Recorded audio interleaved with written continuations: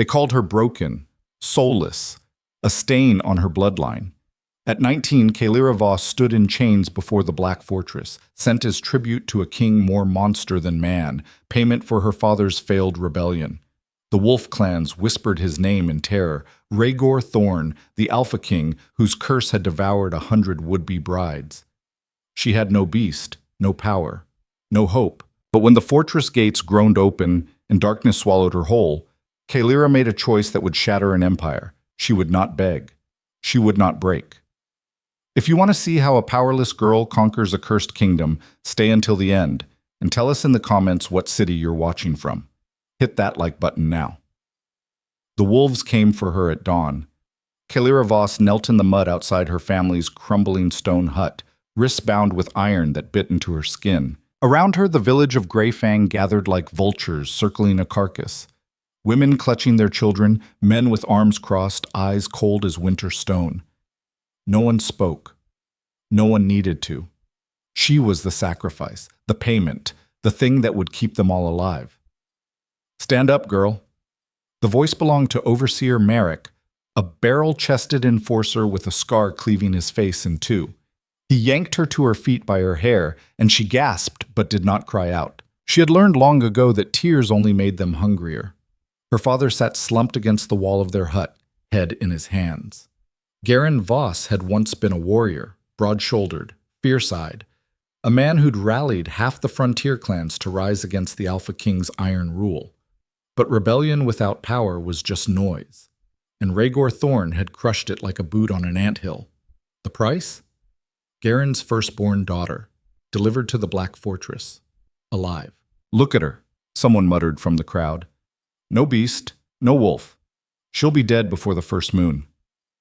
"Better her than us," another replied. Kaelira lifted her chin. She would not give them the satisfaction of seeing her fear. Merrick shoved her toward the waiting carriage, a black iron cage on wheels, drawn by two massive dire wolves with eyes like burnt coals. The animals snarled as she approached, saliva dripping from fangs the size of daggers. "Get in," Merrick ordered. She climbed inside. The cage door slammed shut behind her. As the carriage lurched forward, rattling over the frozen ground, Kaelira pressed her face against the bars and looked back one last time. Her father had risen. He stood in the doorway, hollow-eyed, watching her disappear. He did not wave, did not call her name. He simply turned and went inside. So this is how it ends, she thought. Not with a roar, with silence. The journey to the Black Fortress took 3 days. 3 days of bitter cold, of gnawing hunger, of sleeping on the floor of the iron cage while the dire wolves growled and snapped at her through the bars. The guards, two silent warriors in black armor, barely acknowledged her existence. They fed her once a day, stale bread and water. Nothing more. On the second night, Kaelira dreamed. She stood in a forest of bone-white trees, their branches clawing at a blood-red sky. Ahead of her, a figure moved through the mist, massive, hulking, its form shifting between man and beast. Its eyes burned gold, then black, then nothing at all. It turned toward her, and it screamed. She woke gasping, sweat soaking her thin dress despite the freezing air. The guards did not stir. The wolves watched her with unblinking eyes. "Just a dream," she whispered to herself. "Just a dream." But her hands were shaking. Haunt. The Black Fortress rose from the mountains like a shard of midnight. It was not built. It was carved. Gouged directly from the living stone of the Ash Peak Range, its walls towered impossibly high, jagged and sharp as broken teeth. No banners flew from its battlements. No light shone from its windows. It looked less like a palace and more like a tomb. The carriage stopped at the outer gates. One of the guards dismounted and struck a massive iron gong 3 times. The sound rolled across the mountains like thunder. For a long moment, nothing happened.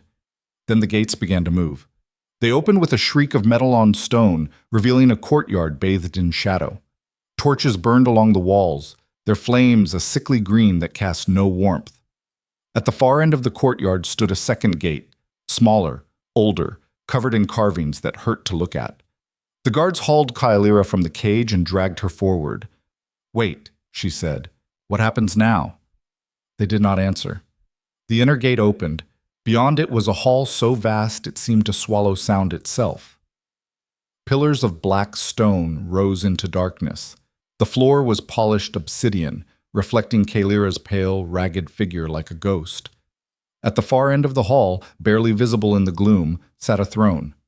And on that throne sat him, Rhaegor Thorn, the Alpha King. Even from a distance, his presence was crushing. He did not move, did not speak, but the air itself seemed to bend around him, heavy and suffocating, like the moment before a storm breaks. The guard shoved Kaelira forward. She stumbled, caught herself, and forced her legs to move. One step, then another. The hall seemed endless. As she drew closer, details emerged. The king wore black armor, scorched and dented, as if it had survived 100 battles.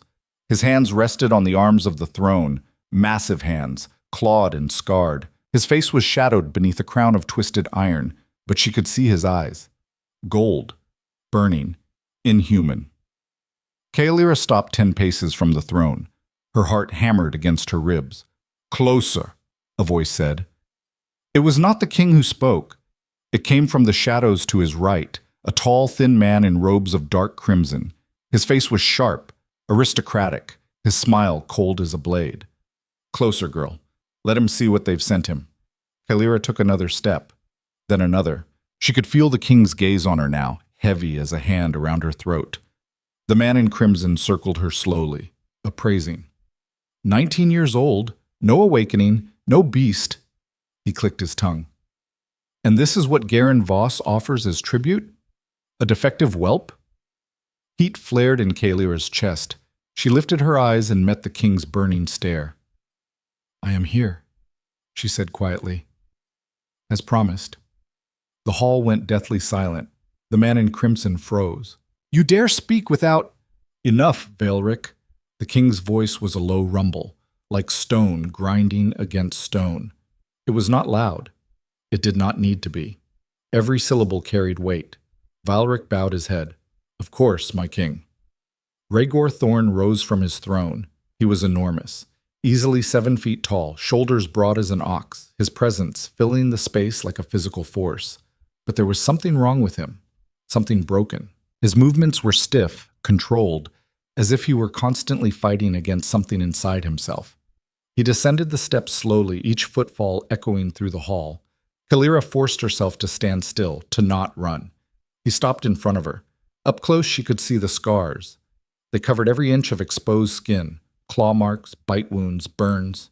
His jaw was clenched so tightly she could see the muscles twitch. And his eyes burned with a kind of agony that had no name. "You are afraid," he said. It was not a question. Kaelira swallowed. "Yes." "Good." He turned away, dismissing her with a gesture. "Take her to the Western Tower. Keep her there." "My king," Valeric said smoothly, "surely she should be placed in the—" "The Western Tower," Rhaegor repeated, his voice dropping to a growl. "And no one disturbs her. No one." Valeric's smile did not falter. "As you command." Guards appeared from the shadows and seized Kaelira's arms. She did not resist as they dragged her away, back through the twisting corridors, up spiraling staircases of black stone, higher and higher, until her legs burned and her lungs screamed for air. Finally, they stopped before a heavy wooden door reinforced with iron. One of the guards unlocked it and shoved her inside. The door slammed shut. The lock clicked. Kaelira stood in the center of the room, breathing hard, and looked around. It was not a cell. It was a chamber. Small, yes, but furnished. A narrow bed, a table, a chair, even a window with thick glass that looked out over the mountains. A fire burned in the hearth, casting weak light across the stone walls. She was not in a dungeon. She was in a cage.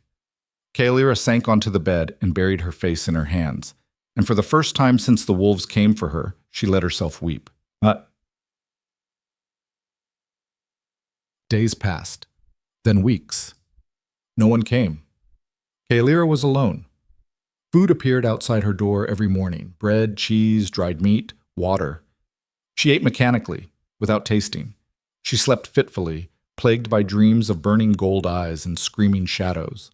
She paced the room until her feet ached, counting steps, counting stones, counting anything to keep her mind from splintering. She tried the door, locked. She tried the window, barred. She shouted. No one answered. On the 23rd day, she stopped counting. On the 27th, she began to speak aloud. Not to anyone, but simply to hear a human voice, even if it was only her own. She told herself stories, the ones her mother had whispered to her as a child before the sickness took her. Tales of the first wolves, of the wild gods, of heroes who crossed oceans of fire and forests of bone. She spoke until her throat was raw, until the words became a rhythm, a heartbeat, a lifeline. And then, on the 33rd night, the door opened. Kaelira jolted upright in bed, heart pounding. A figure stood in the doorway, backlit by torchlight, massive, silent, Rhaegor Thorne. He said nothing, did not enter. He simply stood there, staring at her with those terrible, burning eyes. Kaelira's voice came out as a whisper. "Why are you here?" For a long moment, he did not answer. Then, "You were speaking." Yes. I tell myself stories to pass the time." His jaw tightened. "Continue." She blinked. "What?" "Tell me a story." It was not a request. Kaelira's mind raced. She glanced at the open door, at the guards beyond, at the king's tense, coiled posture. He looked like a man on the edge of breaking. "All right," she said slowly. She sat up straighter, folding her hands in her lap. "There was once a wolf who could not howl." The king's eyes narrowed. She continued. "He was born in the deepest winter, when the moon was dark and the stars had gone silent. The pack said he was cursed. They drove him out into the snow, expecting him to die. But he did not die. He wandered alone through the frozen wastes, searching for something he could not name." Rhaegor stepped into the room. The door remained open behind him. Kaelira kept her voice steady. "One night, he came to a cliff overlooking the sea. And there, beneath the waves, he saw a light. A voice rose from the depths, not a howl, but a song. It called to him, and for the first time the wolf understood. He was not broken. He was simply meant for a different kind of voice." Silence filled the room. The king's hands were clenched into fists. His breathing was slow, deliberate, as if he were struggling against some invisible weight. "What happened to him?" Rhaegor asked quietly. Kaelira met his gaze. "He learned to sing." For a moment, something flickered in those burning eyes, something almost like a relief. Then it was gone. Rhaegor turned and walked out. The door closed behind him. The lock clicked. Kaelira sat in the firelight, trembling, and she realized he had not come to punish her. He had come because he needed her. Yet, after that night, he returned. Not every night, but often enough. He would appear without warning, standing in the doorway, silent as a shadow. And Kaelira would tell him stories about wolves and gods and wanderers, about loss and longing and the spaces between stars. She did not know why he wanted them, did not know what haunted him, but she saw the way his shoulders eased when she spoke, the way his breathing slowed, the way the agony in his eyes dulled just a little. And slowly, so slowly she almost did not notice, she began to see him as more than a monster. One night, after she finished a tale about a king who traded his crown for a single moment of peace, Rhaegor spoke. "Why do you not hate me?" Kaelira looked up, surprised. I don't know you well enough to hate you." "You should." His voice was rough. "I am the reason you are here, the reason you suffer. You did not start the rebellion. My father did. I crushed it." "Yes." She paused. "But you did not kill him. You could have. You took me instead." Rhaegor's jaw worked. "Do not mistake restraint for mercy." "Then what should I call it?" He had no answer. After a long silence, he said, "Tell me another." And she did. It was Vialaric who shattered the fragile peace. Kaelira had been in the fortress for 2 months when she was summoned to the Great Hall. Not dragged, summoned. A servant in black livery appeared at her door with a folded gown and a quiet instruction. "You are to dine with the court tonight." Her stomach dropped. "Why?" "I do not ask questions, miss. Neither should you." The gown was deep blue, trimmed with silver. It fit her perfectly, which made her skin crawl. Someone had been measuring her, watching her. That evening, she was escorted down through the fortress and into the hall she had first entered months ago. But now it was transformed. Long tables filled the space, lined with warriors in black and crimson. Torches blazed. The air smelled of roasted meat and wine. At the head of the hall sat Rhaegor, his throne slightly elevated. To his right sat Vaelric, smiling that cold, cutting smile. Kaelira was led to a seat near the king's table, close enough to be seen, far enough to be insignificant. The feast began. She barely touched her food. Around her the warriors ate and drank and laughed, harsh, bitter sounds. She felt their eyes on her, felt their contempt. Halfway through the meal, Vaelric rose. "My king," he said, voice smooth as silk. "If I may, a toast." Rhaegor said nothing. Vaelric raised his goblet, to alliances forged in blood, to the strength of the pack, and to our king's generosity in accepting Garen Voss's gift. The words were poison wrapped in velvet. Every eye in the hall turned to Kaelira. Vaelric continued. "Tell us, girl, what do you bring to this court? What power do you wield? What worth do you offer?" The hall fell silent. Kaelira's hands tightened in her lap. She could feel Rhaegor's gaze on her, but she did not look at him. She stood. "I bring nothing," she said clearly. "I have no beast, no power, no strength." Murmurs rippled through the crowd. Vaelric's smile widened. "Then why—" "But I am here," Kaelira interrupted, her voice steady. "And I will not apologize for surviving." The murmurs stopped. Rhaegor leaned forward slightly. Vaelric's expression darkened. "Surviving is not—" "Enough!" The king's voice cut through the hall like a blade. Rhaegor stood. The room seemed to shrink around him. "She is mine," he said, his voice low and final. "My choice. My responsibility. And no one questions that." Vaelric bowed his head, but his eyes glittered with something sharp and dangerous. The feast continued, but the damage was done. As Kaelira was led back to her chamber, she felt it, the shift in the air, the tightening of invisible chains.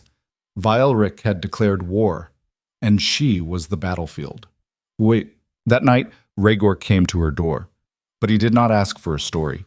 He stood in the threshold, breathing hard, his body rigid with barely controlled fury. "You should not have spoken," he said. "I spoke the truth. The truth makes you a target. I've been a target since I arrived." He stepped inside, closing the door behind him. For the first time, she saw him fully, not as a king, but as a man barely holding himself together. "Vaelric will not stop," Rhaegor said quietly. "He sees you as weakness, and he will exploit it." "Then why keep me here?" The question hung in the air. Rhaegor turned away, his hands clenched. "Because when you speak, the pain stops." Kaelira's breath caught. He continued, voice raw. "I have been cursed since I was a boy. My wolf is not a beast. It is a ruin. Every day it tears at me from the inside. Every night I fight to keep it caged, and I am losing." He looked at her over his shoulder, eyes burning. "But when you tell your stories, I can breathe." Kaelira's heart pounded. She took a step toward him. "Then let me keep telling them," she said softly. Rhaegor shook his head. "You do not understand. If Vaelric learns what you are to me, he will destroy you. He already wants to. Then I cannot protect you." "I don't need protection," Kaelira said, her voice firm. "I need a choice." He turned to face her fully. "What choice?" She met his gaze, unflinching. "To stand with you, or to fall alone." For a long moment they stood in the firelight, the weight of the world pressing down on them both. Then Rhaegor did something she had never seen him do. He smiled. It was small, broken, but real. "You are braver than any warrior I have known," he said quietly. "And you," Kaelira replied, "are more than your curse." He left without another word. But the next morning, when her breakfast arrived, there was something new on the tray, a single white flower, frost-touched and fragile. And she knew. The war had begun. But this time, she would not fight it alone. The flower changed everything. Kaelira kept it in a small clay cup on the windowsill, where the morning light touched it first. It should have withered within days, Frost-touched blooms rarely survived the warmth indoors, but this one persisted, its white petals holding firm against the inevitable. She wondered if it was a message or a warning. In the weeks that followed, Rhaegor's visits became a rhythm. He came late, when the fortress had settled into uneasy silence, and stood just inside her doorway while she spoke.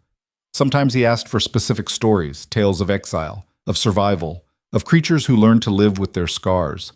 Other times he simply listened, his massive frame slowly unwinding as her voice filled the space between them. They did not touch, barely even spoke beyond the stories themselves. But the air between them grew heavier with each passing night, charged with something neither could name. Kaelira began to notice things. The way Rhaegor's hands trembled when he first arrived, knuckles white with the effort of control. The way his breathing steadied as she spoke, the tension draining from his shoulders like water from cupped palms. And sometimes, when she reached the end of a tale, she caught him watching her with an expression that was almost peaceful. It never lasted. The moment she stopped speaking, the agony would return, a flicker of gold in his eyes, a tightness in his jaw. The way he would turn and leave without a word, as if afraid of what might happen if he stayed too long. She understood. The curse was not gone. It was simply held at bay, and she was the one holding it. Vaelric noticed. Of course he did. The king's advisor moved through the Black Fortress like smoke, appearing in hallways where he had no business, lingering in doorways, watching with those sharp, calculating eyes. Kaelira had learned to feel his presence before she saw him, a coldness in the air, a prickling at the back of her neck. She avoided him whenever possible, but the fortress was a maze of stone and shadow, and he always seemed to know where she would be. One afternoon, as she descended the spiral staircase from her chamber to the small courtyard where she was occasionally permitted to walk, Vaelric stepped from an alcove directly into her path. Kaelira froze. "My lady," he said smoothly, inclining his head. The title sounded like mockery on his tongue. "How fortuitous. I was hoping we might speak." "I have nothing to say to you." "Ah, but I have much to say to you." He gestured toward the courtyard. "Walk with me." It was not a request. Kaelira's pulse quickened, but she kept her face neutral. She stepped past him and continued down the stairs, feeling him fall into step behind her. They emerged into the courtyard, a small, barren square enclosed by high walls, the ground covered in frost-killed grass. A single dead tree stood in the center, its branches reaching toward the gray sky like skeletal fingers. Vaelric circled her slowly, hands clasped behind his back. "You have become quite the fixture here. The king's storyteller." "I tell stories. He listens. That is all." "Is it?" Vaelric's smile was razor thin.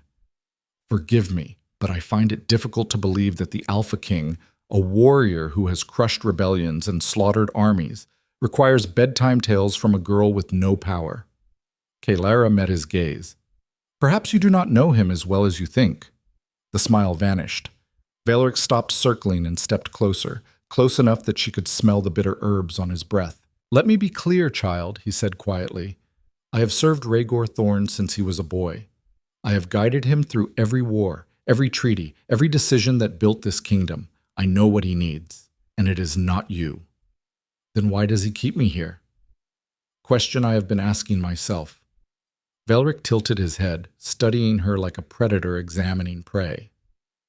"At first I thought you were simply a curiosity, a broken thing he pitied. But now I wonder if you are something far more dangerous. I am no threat to you. You are a distraction, and distractions make kings weak." He leaned in, his voice dropping to a whisper. "Rhaegor's curse is a tool, girl, a weapon. It keeps him sharp. It keeps him feared. But if he begins to believe he can be saved, if he begins to hope, he will lose the very thing that makes him strong." Kaelira's breath caught. "You want him to suffer. I want him to rule." Vaelric straightened, his expression cold. "And I will not allow a powerless whelp to undo centuries of tradition because she tells pretty stories." He turned and walked away, his crimson robes trailing behind him like blood on snow. Kaelira stood alone in the courtyard, trembling with anger and fear. Vaelric had just declared his intentions, and she had no way to fight him. That night when Rhaegor came to her door, Kaelira did not wait for him to ask. "Valeric spoke to me today," she said. The king went very still. "What did he say?"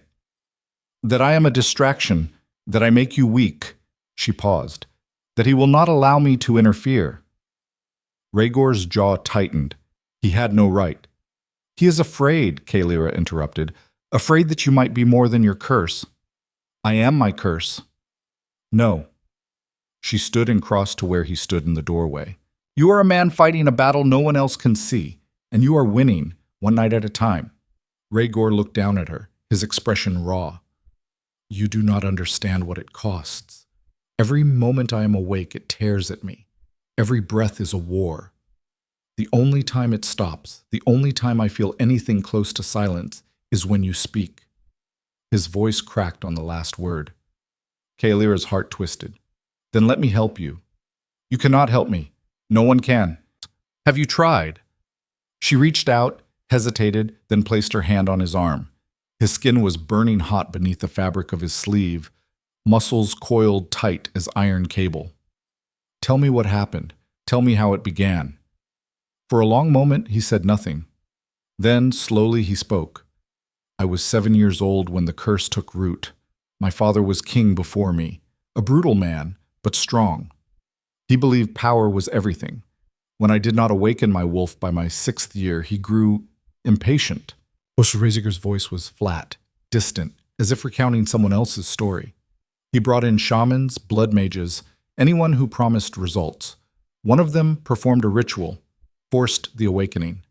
Kaelira's stomach turned. "What did they do?" "They tore my wolf from me before it was ready, before I was ready." His hands clenched into fists.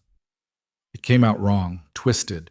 It was not a beast, it was a thing of pain and rage, bound to me by agony, and it has been screaming ever since." "How long?" 23 years. Kaelira's breath left her in a rush. 23 years of constant, unending torment. She could not imagine it, could not comprehend the strength it took to survive even a single day, let alone decades. "Why did your father do it?" she whispered. "Because weakness was unacceptable. Because a king without a wolf was no king at all."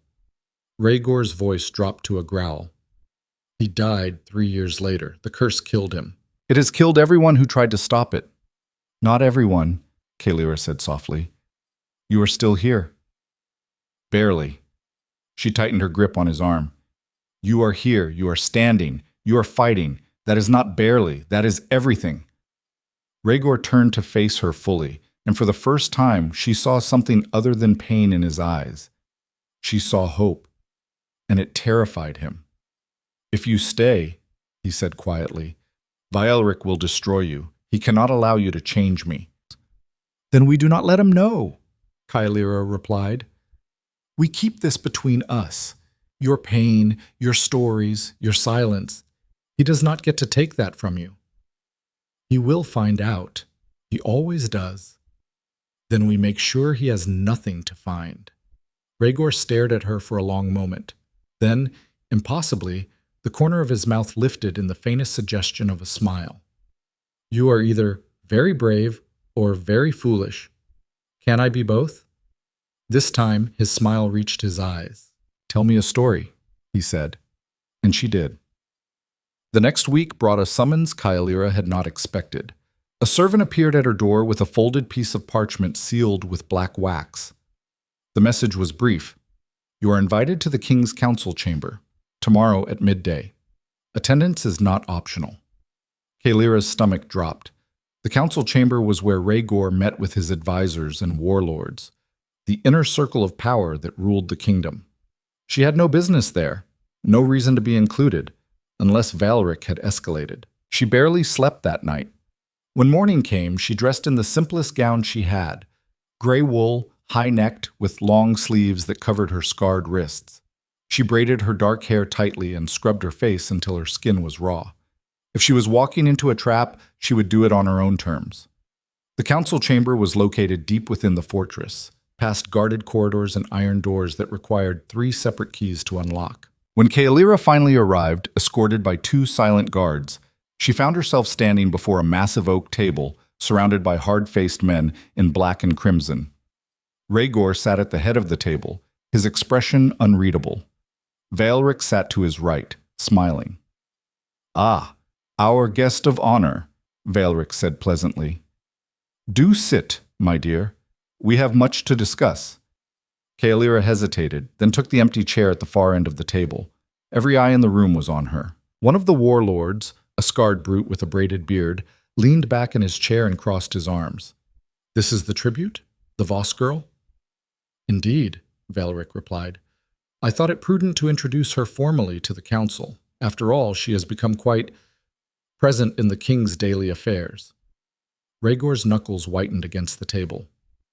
"Valeric, I mean no disrespect, my king, merely clarification." Valeric gestured toward Kaelira. "Tell us, girl, what is your purpose here? What role do you serve in this court?" The question was a blade. Kaelira forced herself to breathe. "I serve no role. I am here because I was sent." "As tribute, yes, a living symbol of her father's failure." Valeric's smile sharpened. "But tribute must have value. What value do you bring to the Alpha King?" Silence filled the chamber. Kaelira could feel the weight of their judgment pressing down on her. These were men who had built their lives on strength, on power, on the law of fang and claw. To them, she was less than nothing. But she had not survived this long by being weak. She lifted her chin and met Valeric's gaze. "I bring no power, no strength, but I'm still here, and that should tell you something." "What should it tell us?" one of the warlords sneered. "That I am not as easy to break as you think." The warlord's sneer faltered. Valeric's expression darkened. "Bold words for a girl with no beast. Tell me, what happens when the king tires of you? When he realizes you are nothing but a burden?" "Enough!" Rhaegor's voice cut through the chamber like a thunderclap. He stood, his massive frame casting a shadow across the table. "This meeting is over." Valeric blinked, feigning surprise. "My king, we have not yet—" "I said it is over." Rhaegor's eyes burned gold. "All of you, out." The warlords exchanged glances, then rose and filed toward the door. Valeric remained seated, his smile fixed in place. "My king, surely we can—" "Out!" The word was a growl. Valeric stood slowly, gathering his robes. As he passed Kaelira's chair, he leaned down and whispered, "This is not over, girl. Not even close." Then he was gone. The door slammed shut. Kaelira sat frozen, her heart hammering. Rhaegor stood at the head of the table, breathing hard. His hands braced against the wood, as if holding himself upright.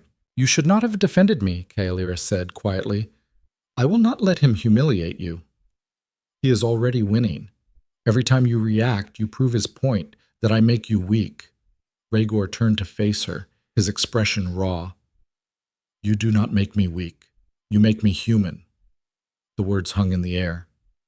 Kaelira rose from her chair and crossed to where he stood. "Then we need to be smarter. Valeric is pushing you toward a breaking point. He wants you to lose control. He wants me to reject you." "Yes, and if you do, he wins. If you do not, he will force your hand another way." She paused. "We need to show him that I am not a weakness, that I am something he cannot remove." "How?" Kaelira took a breath. "Let me prove my worth. Publicly." Rhaegor frowned. "What do you mean?" "There must be traditions here. Trials. Ways for outsiders to earn their place." She met his gaze. "Give me a chance to show them I belong. You have no wolf, no power. They will destroy you." "Maybe. But if I succeed, Valeric loses his argument, and if I fail—" She smiled faintly. "At least I will have tried." Rhaegor stared at her, conflict warring across his face. "You are asking me to risk your life. I am asking you to trust me." For a long moment, he said nothing. Then he nodded. "There is a right. The trial of the pack. It tests loyalty, cunning, and will. If you survive, the council must recognize you as one of us. And if I do not?" His jaw tightened. "Then you will not survive." Kaelira squared her shoulders. "When?" 3 days. At the full moon. Then I will be ready." The next 3 days were agony. Kaelira was given no preparation, no training, no explanation of what the trial would entail. She was simply told to present herself at the central arena on the night of the full moon and to bring nothing but her courage. She spent the time pacing her chamber, running through scenarios in her mind, trying to imagine what horrors awaited her. Would it be combat? A hunt? Some twisted test of endurance? Rhaegor came each night, but he did not ask for stories. Instead, he sat in silence, watching her with those burning eyes, his presence both a comfort and a torment. On the final night, he spoke. "You do not have to do this." "Yes, I do. Kaelira, I need to know if I can survive here, not as your whatever I am, but as myself." She turned to face him. "I need to know if I am more than what they say I am." Rhaegor rose and crossed to where she stood. He towered over her, close enough that she could feel the heat radiating from his skin. "You are already more than they will ever understand," he said quietly. And then, for the first time, he reached out and touched her. His hand, massive, scarred, burning, cupped the side of her face with a gentleness that took her breath away. "Do not die," he whispered. Kaelira leaned into his touch, just for a moment. "I will not," she promised. The trial of the pack began at midnight. The arena was an open circle carved into the mountainside, surrounded by stone benches where the court gathered to watch. Torches burned along the perimeter, casting flickering shadows across the frozen ground. Above, the full moon hung bloated and red, as if the sky itself was bleeding. Kaelira stood in the center of the circle, dressed in leather armor that did not fit and boots that pinched her feet. Around her, the court watched in silence. Warlords, advisors, servants, all of them waiting to see her fail. Vaelric stood at the edge of the arena, his smile sharp as broken glass. Rhaegor sat on a raised platform, his expression carved from stone. A horn blew. From the far side of the arena, 3 massive wolves emerged from the shadows. They were not dire wolves. They were cursed things, twisted and wrong, their fur matted with scabs, their eyes glowing sickly yellow. Foam dripped from their jaws. The crowd murmured. Someone laughed. Kaelira's blood turned to ice. The wolves circled her, growling low in their throats. "Survive until dawn," Vaelric called out, "or die trying." The first wolf lunged. Kaelira threw herself sideways, hitting the ground hard. Pain exploded in her shoulder, but she rolled to her feet, gasping. The wolf's jaws snapped shut on empty air. The second wolf came from behind. She heard the scrape of claws on stone and spun, barely avoiding teeth that would have torn out her throat. She had no weapon, no power, nothing but her wits and her will. The third wolf crouched, preparing to strike. Kaelira did the only thing she could think of. She started talking.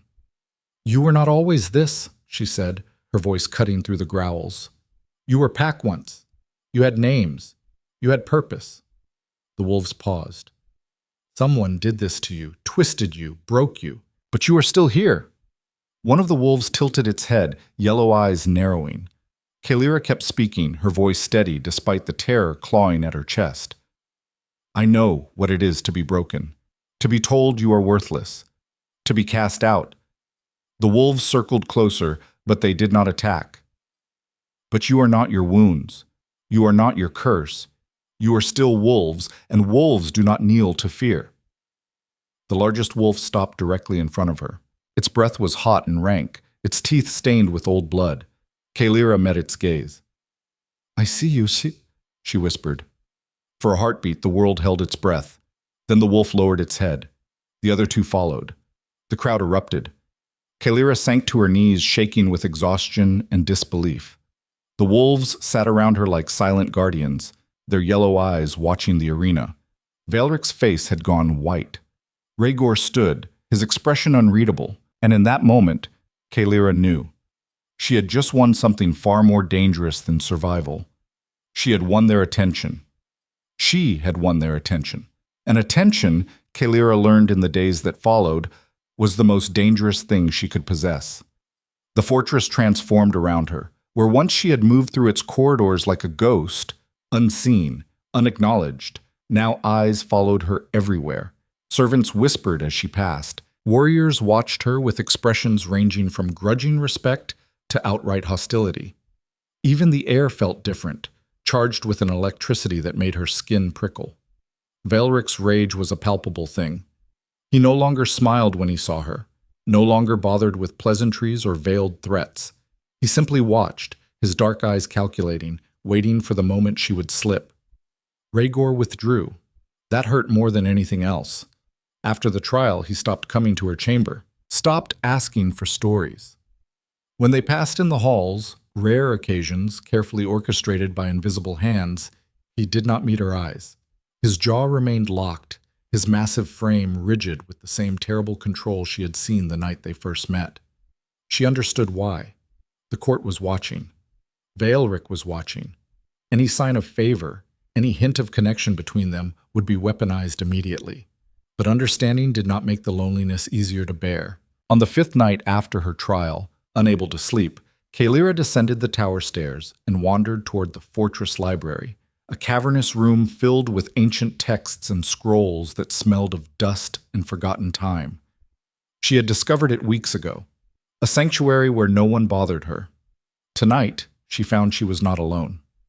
Rhaegor stood before one of the tall windows, silhouetted against the moonlight.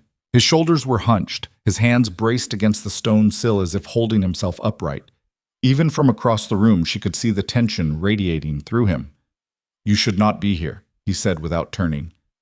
Kaelira closed the door behind her. "Neither should you." "I cannot sleep." "Neither can I." For a long moment, neither of them moved. The library was so quiet she could hear his breathing, slow, deliberate, the rhythm of a man fighting for control. "The trial was a mistake," Rhaegor said finally. "I should never have allowed it. I survived. Barely. And now you have made yourself a target for every wolf in this fortress who wants to prove they are stronger than a powerless girl." He turned to face her, and she saw the exhaustion carved into his features. "Veilric has already begun spreading rumors. That you used sorcery. That the wolves were drugged. That the trial was rigged. Let him talk." "You do not understand." Rhaegor's voice dropped to a growl. "He is building a case. Piece by piece, he is constructing a narrative that will justify removing you. And when he has enough support from the council, he will strike." Kaelira crossed the room until she stood directly in front of him. "Then we strike first." "With what? You have no power. I have no proof. All we have are words and shadows." "Sometimes that is enough." Rhaegor looked down at her, his golden eyes burning with something that might have been desperation. "I cannot protect you from what is coming. The curse is getting worse. Every day it tears deeper. The only time it quiets is when—" He stopped abruptly. "When I speak," Kaelira finished softly. His jaw clenched. "Yes. Then let me speak now. It is not safe. If someone sees us, I do not care." She reached out and placed her hand on his chest, feeling the rapid thunder of his heartbeat beneath her palm. "You are suffering. I can help. Let me." For a heartbeat, she thought he would refuse, would push her away and disappear into the fortress like smoke. Instead, he covered her hand with his own, massive, burning, trembling. "Tell me," he whispered. "Tell me anything." So she did. She told him about the ocean she had never seen, about ships that sailed beyond the edge of the world and returned carrying stories in their holds. She told him about gardens that grew in the hearts of mountains, watered by underground rivers that sang in languages older than wolves. She spoke until the tension drained from his shoulders, until his breathing slowed, until the gold in his eyes faded to something almost human. And when she finally fell silent, he did not let go of her hand. "I am losing," he said quietly. "The curse is winning. One day soon, I will not be able to hold it back. You have held it for 23 years. You're stronger than you know." "I am tired." The word came out broken. "I am so tired of fighting." Kaelira tightened her grip. "Then let me fight with you." He looked at her for a long moment, something unreadable flickering across his face. Then he leaned down and pressed his forehead against hers. They stood like that in the moonlight, two broken things holding each other upright, until the first bells of dawn rang through the fortress. The summons came 3 days later. Not for Kaelira this time, for everyone. The entire court was ordered to assemble in the great hall for what Veilric called a matter of grave importance regarding the stability of the crown. The announcement sent ripples of tension through the fortress. Warlords gathered in tight clusters, muttering. Servants hurried through corridors with frightened eyes. Something was coming. Kaelira dressed carefully that morning, choosing the blue gown she had worn to her first feast, the one that made her feel like she was wearing armor instead of silk. She braided her hair into a crown around her head and scrubbed her face until her cheeks were raw.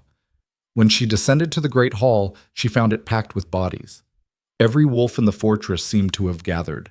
Warriors in black leather, advisors in crimson robes, even the lowest servants pressed against the walls. At the far end of the hall, Rhaegor sat on his throne, his expression carved from granite. Vaelric stood before him, dressed in robes of deepest black embroidered with silver thread. In his hands, he held a wooden box. Kaelira's stomach clenched. "My king," Vaelric began, his voice carrying through the hall. "Members of the court, I have called you here today because I can no longer remain silent about a matter that threatens the very foundation of our kingdom." Murmurs rippled through the crowd. Vaelric opened the box and withdrew a vial of dark liquid. "For weeks I have watched as our king has grown distracted, as his attention has turned away from the strength and unity of the pack and toward—" He paused, his gaze sliding to Kaelira. "Other concerns." The crowd shifted, eyes turning toward her. At first, I believed this was a temporary fascination, a moment of weakness that would pass. But it has become clear that something far more sinister is at work. Vaelric held up the vial.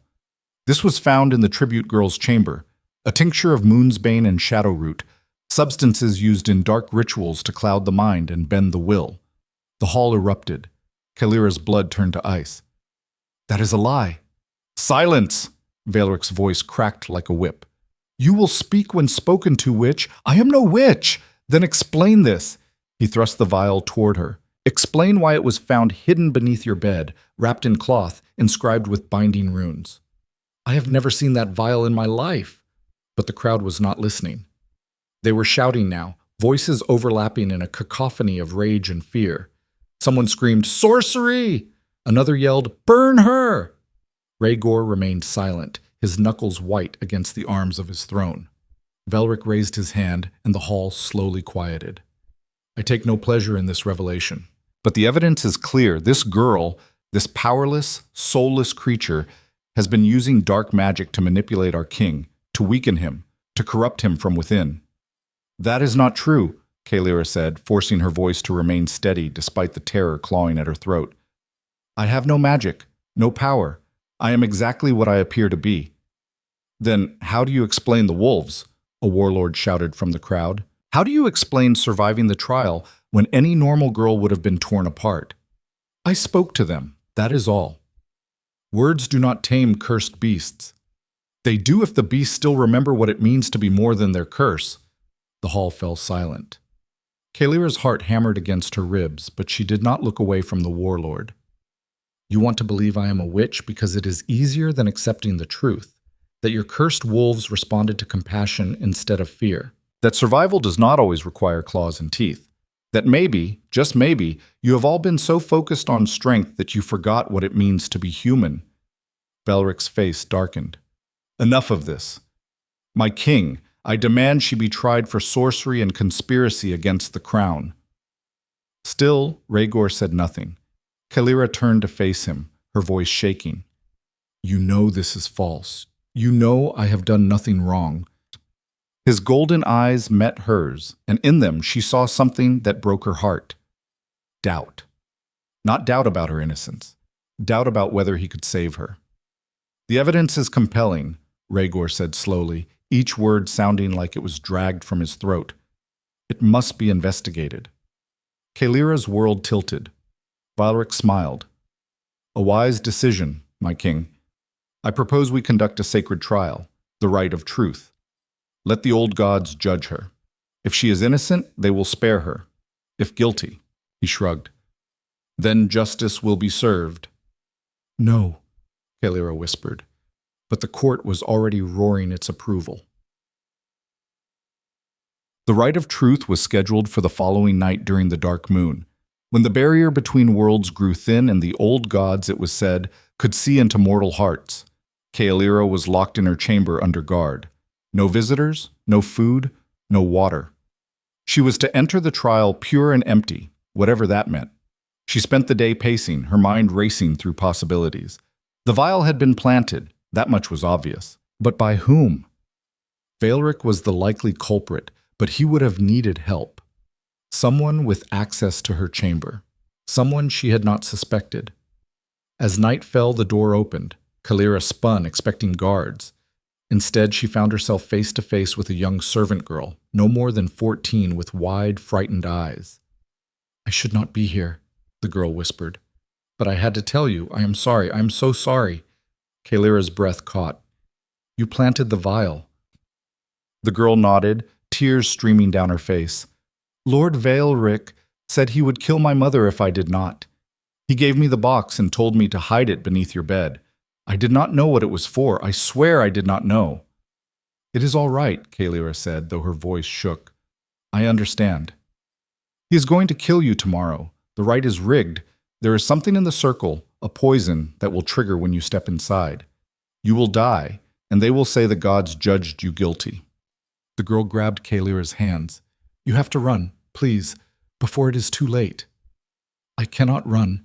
If I do, they will hunt me down, and Valeric will find another way to destroy anyone who stands in his way." "Then what will you do?" Kaelira looked toward the window, where the dark moon hung invisible in the sky. "I will face the trial, and I will tell the truth. The truth will not save you. Maybe not, but it is all I have." The girl left in tears, and Kaelira stood alone in the darkness, her heart pounding. She had one chance, one desperate, impossible chance. If the trial was rigged, she would have to find a way to turn it against Valeric, and the only person who might help her was the one person who had not spoken a single word in her defense, Rhaegor. The guards came for her at midnight. They dragged her from her chamber and down through the fortress, past silent corridors and locked doors, until they emerged into an open courtyard she had never seen before. It was circular, carved directly into the mountain stone, surrounded by towering walls. At its center stood a raised platform covered in ancient runes that glowed faintly in the darkness. The court had gathered in the shadows, hundreds of them, watching with hungry eyes. Valeric stood beside the platform, dressed in ceremonial robes. "Bring her forward!" Kaelira was shoved toward the platform. As she climbed the steps, she felt it, a wrongness in the air, thick and oily, that made her skin crawl. The servant girl had been right. The circle was poisoned. "Kaelira Voss," Valeric intoned, "you stand accused of sorcery and conspiracy. Do you accept the judgment of the old gods?" She wanted to scream, to refuse, to run.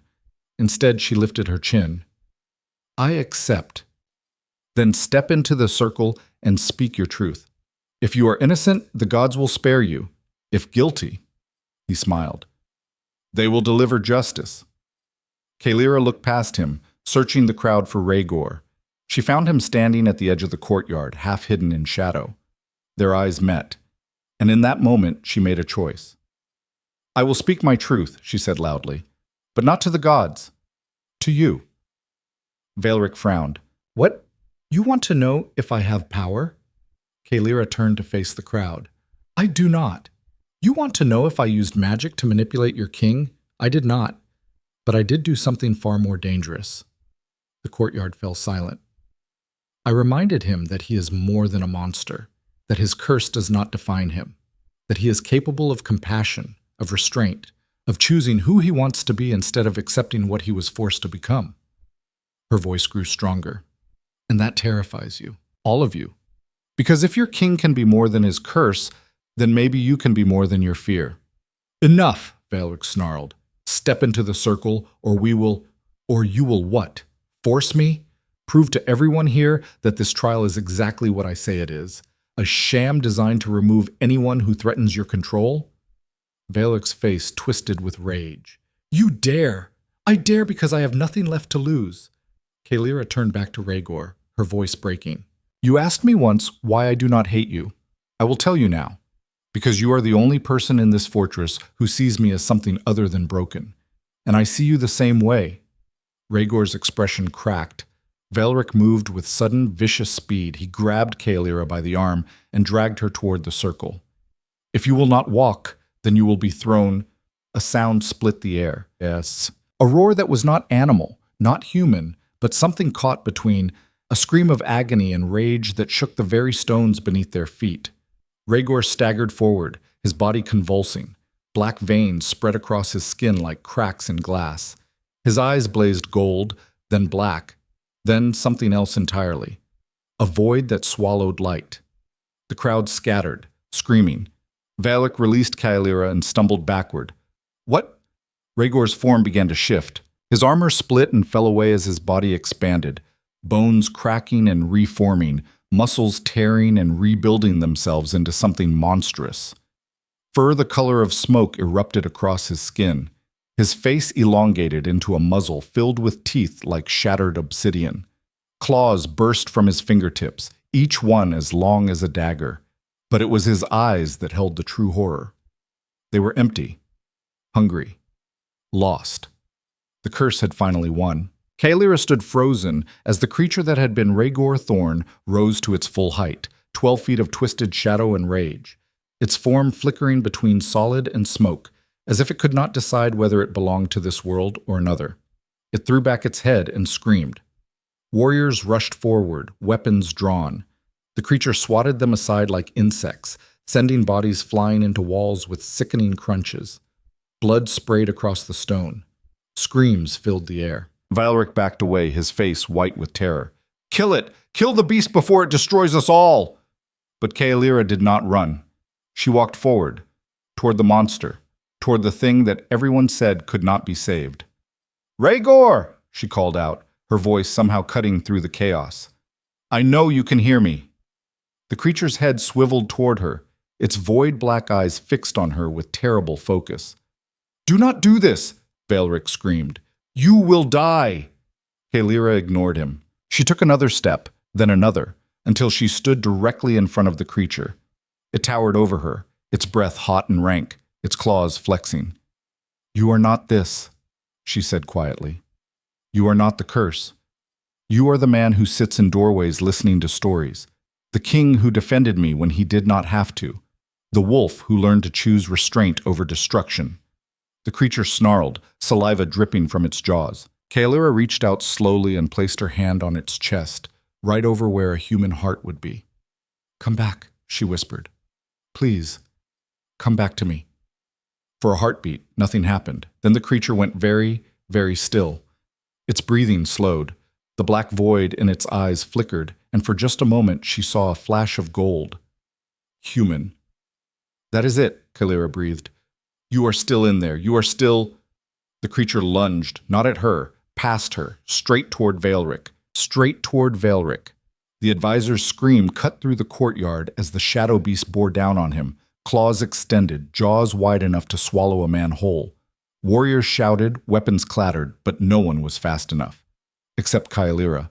She threw herself forward, not away from the creature but into its path, her arms spread wide. "Stop!" The word was not a plea, it was a command. The beast skidded to a halt mere inches from her, its momentum sending a spray of gravel across the stone. Its massive head swung down toward her, void black eyes meeting hers. She could smell the wrongness radiating from it, rot and smoke, and something ancient that had no name. Behind her, Valeric scrambled backward, his crimson robes tangled around his legs. Kaelira kept her arms outstretched, creating a barrier between predator and prey. "Look at me," she said, her voice somehow steady despite the terror clawing at her throat. "Not him. Me." The creature's head tilted, confusion rippling across its monstrous features. "If you kill him now, you prove everything they have ever said about you, that you are nothing but a monster, that the curse owns you, that you have no choice." She took a breath. "But I know that is a lie. I have seen you choose restraint every single night when you stood in my doorway fighting against the pain. You are still choosing now. I know you are." The beast's breathing was ragged, uneven, each exhale rattling with something that might have been words or might have been screams. "Rhaegor," Kaelira whispered, "come back to me." For a long, terrible moment, nothing happened. Then the creature's form flickered. Smoke became flesh, then smoke again. Its claws retracted slightly. The void in its eyes pulsed with a faint golden light, and it stepped backward. The courtyard erupted in chaos. Warriors surged forward, weapons raised. Someone shouted for archers. Another voice screamed for retreat. But Kaelira did not move. She stood between the beast and the crowd, arms still outstretched. "Put down your weapons," she commanded, her voice cutting through the panic. "Are you insane?" one of the warlords roared. "That thing will kill us all." "That thing is your king." She turned to face them, and for the first time since arriving at the Black Fortress, she felt the full weight of her own power, not the power of claws or teeth, but the power of absolute conviction. "And if any of you strike him, you will have to go through me first." A scarred warrior with a spear stepped forward. "You would die for a monster?" "He is not a monster. He is cursed, and there is a difference." "The difference does not matter if he tears your throat out." "Then that is my choice to make." Kaelira's gaze swept across the assembled wolves, meeting each pair of eyes in turn. "All my life I have been told I am worthless because I have no beast, no power, no strength. But I am still standing here. And your king, your cursed, suffering king, has chosen not to kill me, has chosen restraint over destruction again and again when every instinct in his body screams for blood. If that is not strength, then you do not understand the meaning of the word." Silence fell across the courtyard. Behind her, the beast made a sound, low, rumbling, almost like a whimper. Kaelira slowly turned back to face it. The creature had sunk to its haunches, its massive form trembling. Black smoke leaked from its skin like blood from a wound. She took a step toward it. "Do not," someone whispered from the crowd. She took another step, then another. When she was close enough to touch it, she knelt and placed both hands on the creature's scarred, smoke-wreathed chest. "I am here," she said softly. "You are not alone." The beast's eyes closed, and slowly, so slowly it seemed impossible, it began to shrink. The transformation was not graceful. Bones cracked and reformed with sounds like breaking branches. Fur retracted into skin, leaving raw patches. Claws dissolved into trembling human fingers. The creature convulsed, collapsed forward, and Kaelira caught its weight as best she could, her small frame buckling beneath the mass of a man who had been a monster seconds before. Rhaegor Thorne fell to his hands and knees, gasping for breath, his body covered in sweat and blood and ash. His eyes were gold again, human gold, not the burning void, but they were filled with a horror that went deeper than any physical wound. "What have I done?" he rasped. "You stopped," Kaelira whispered, her hand on his shoulder. "That is what you did. You stopped." Rhaegor looked up at her, and in his eyes she saw something break. Not the curse, but the belief that he was beyond saving. Around them, the courtyard remained frozen in silence. Then Vaelric's voice shattered the moment. "Seize him!" Warriors moved immediately, decades of training overriding shock. They surged forward with chains and binding runes, moving to restrain their fallen king. "No!" Kaelira shouted, throwing herself across Rhaegor's body. "Move aside, girl," a warlord commanded. "He is too dangerous to—" "He is your king! He is cursed! So bind the curse, not the man!" Kaelira's voice cracked with desperation. "You have seen him fight it. You have seen him choose control. If you chain him like an animal, you take away the only weapon he has against it, his will." Vaelric stepped forward, his face twisted with rage and something that looked almost like fear. "She is protecting him because she is complicit. The vile, the dark magic. It was all designed to weaken him, to make him lose control. She is the one who triggered this transformation." "That is a lie," Kaelira spat. "Is it? Explain then how the king has suddenly lost control after months of stability. Explain why his curse erupted the moment you were threatened." Vaelric turned to address the crowd. "She has been poisoning him with her words, her presence, her—" "Enough!" The word came from Rhaegor. He had managed to push himself upright, kneeling now, his body still trembling but his voice steady. "Lord Vaelric," he said quietly, "you will stop speaking." Vaelric's mouth snapped shut. Rhaegor slowly rose to his feet. Kaelira stood with him, her hand gripping his arm for support. though she could not tell if she was steadying him or if he was steadying her. The king looked across the assembled court, and when he spoke, his voice carried the weight of 23 years of suffering held at bay. I lost control tonight, that is true, but it was not because of sorcery or manipulation.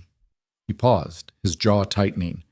It was because I have been fighting this curse alone for so long that I forgot what it felt like to have something worth protecting. Murmurs rippled through the crowd. For years, I have ruled through fear, through strength, through the very curse that has been tearing me apart. I convinced myself that suffering made me strong, that pain was the price of power. Rhaegor's golden eyes found Kaelira's. And then this girl, this powerless, impossible girl, showed me that strength is not the absence of weakness. It is the choice to keep fighting even when you are breaking. Valric's face had gone white. My king, you are not yourself. I am more myself than I have been in decades. Rhaegor turned to face his advisor. Tell me, Valric, who had access to the tribute's chamber? Who could have planted the vial without being questioned? That is not... Who has spent years ensuring I remain isolated? Who has convinced me again and again that my curse is my greatest weapon? Rhaegor's voice dropped to a growl. Who benefits most from my suffering? The courtyard went deathly silent. Valric drew himself up, his aristocratic features hardening. I have served you faithfully since you were a child. Everything I have done has been for the strength of this kingdom. No, Rhaegor stepped forward. Everything you have done has been to maintain your own power. You need me cursed. You need me suffering, because a king who is whole does not need an advisor to rule for him. This is madness. She has poisoned your mind. She has saved my life. Rhaegor's voice rang through the courtyard. Night after night, when the curse was tearing me apart, she gave me something no potion or spell ever could, peace. And you saw that as a threat. Valric's mask finally cracked. His smooth, calculated expression twisted into something ugly and desperate. You think you can survive without me? You think this broken girl can give you what I have given you? Power, respect, fear. I do not want fear anymore, Rhaegor said quietly. I want to be able to wake up without wishing I had died in the night. I want to look at my own hands without seeing only weapons.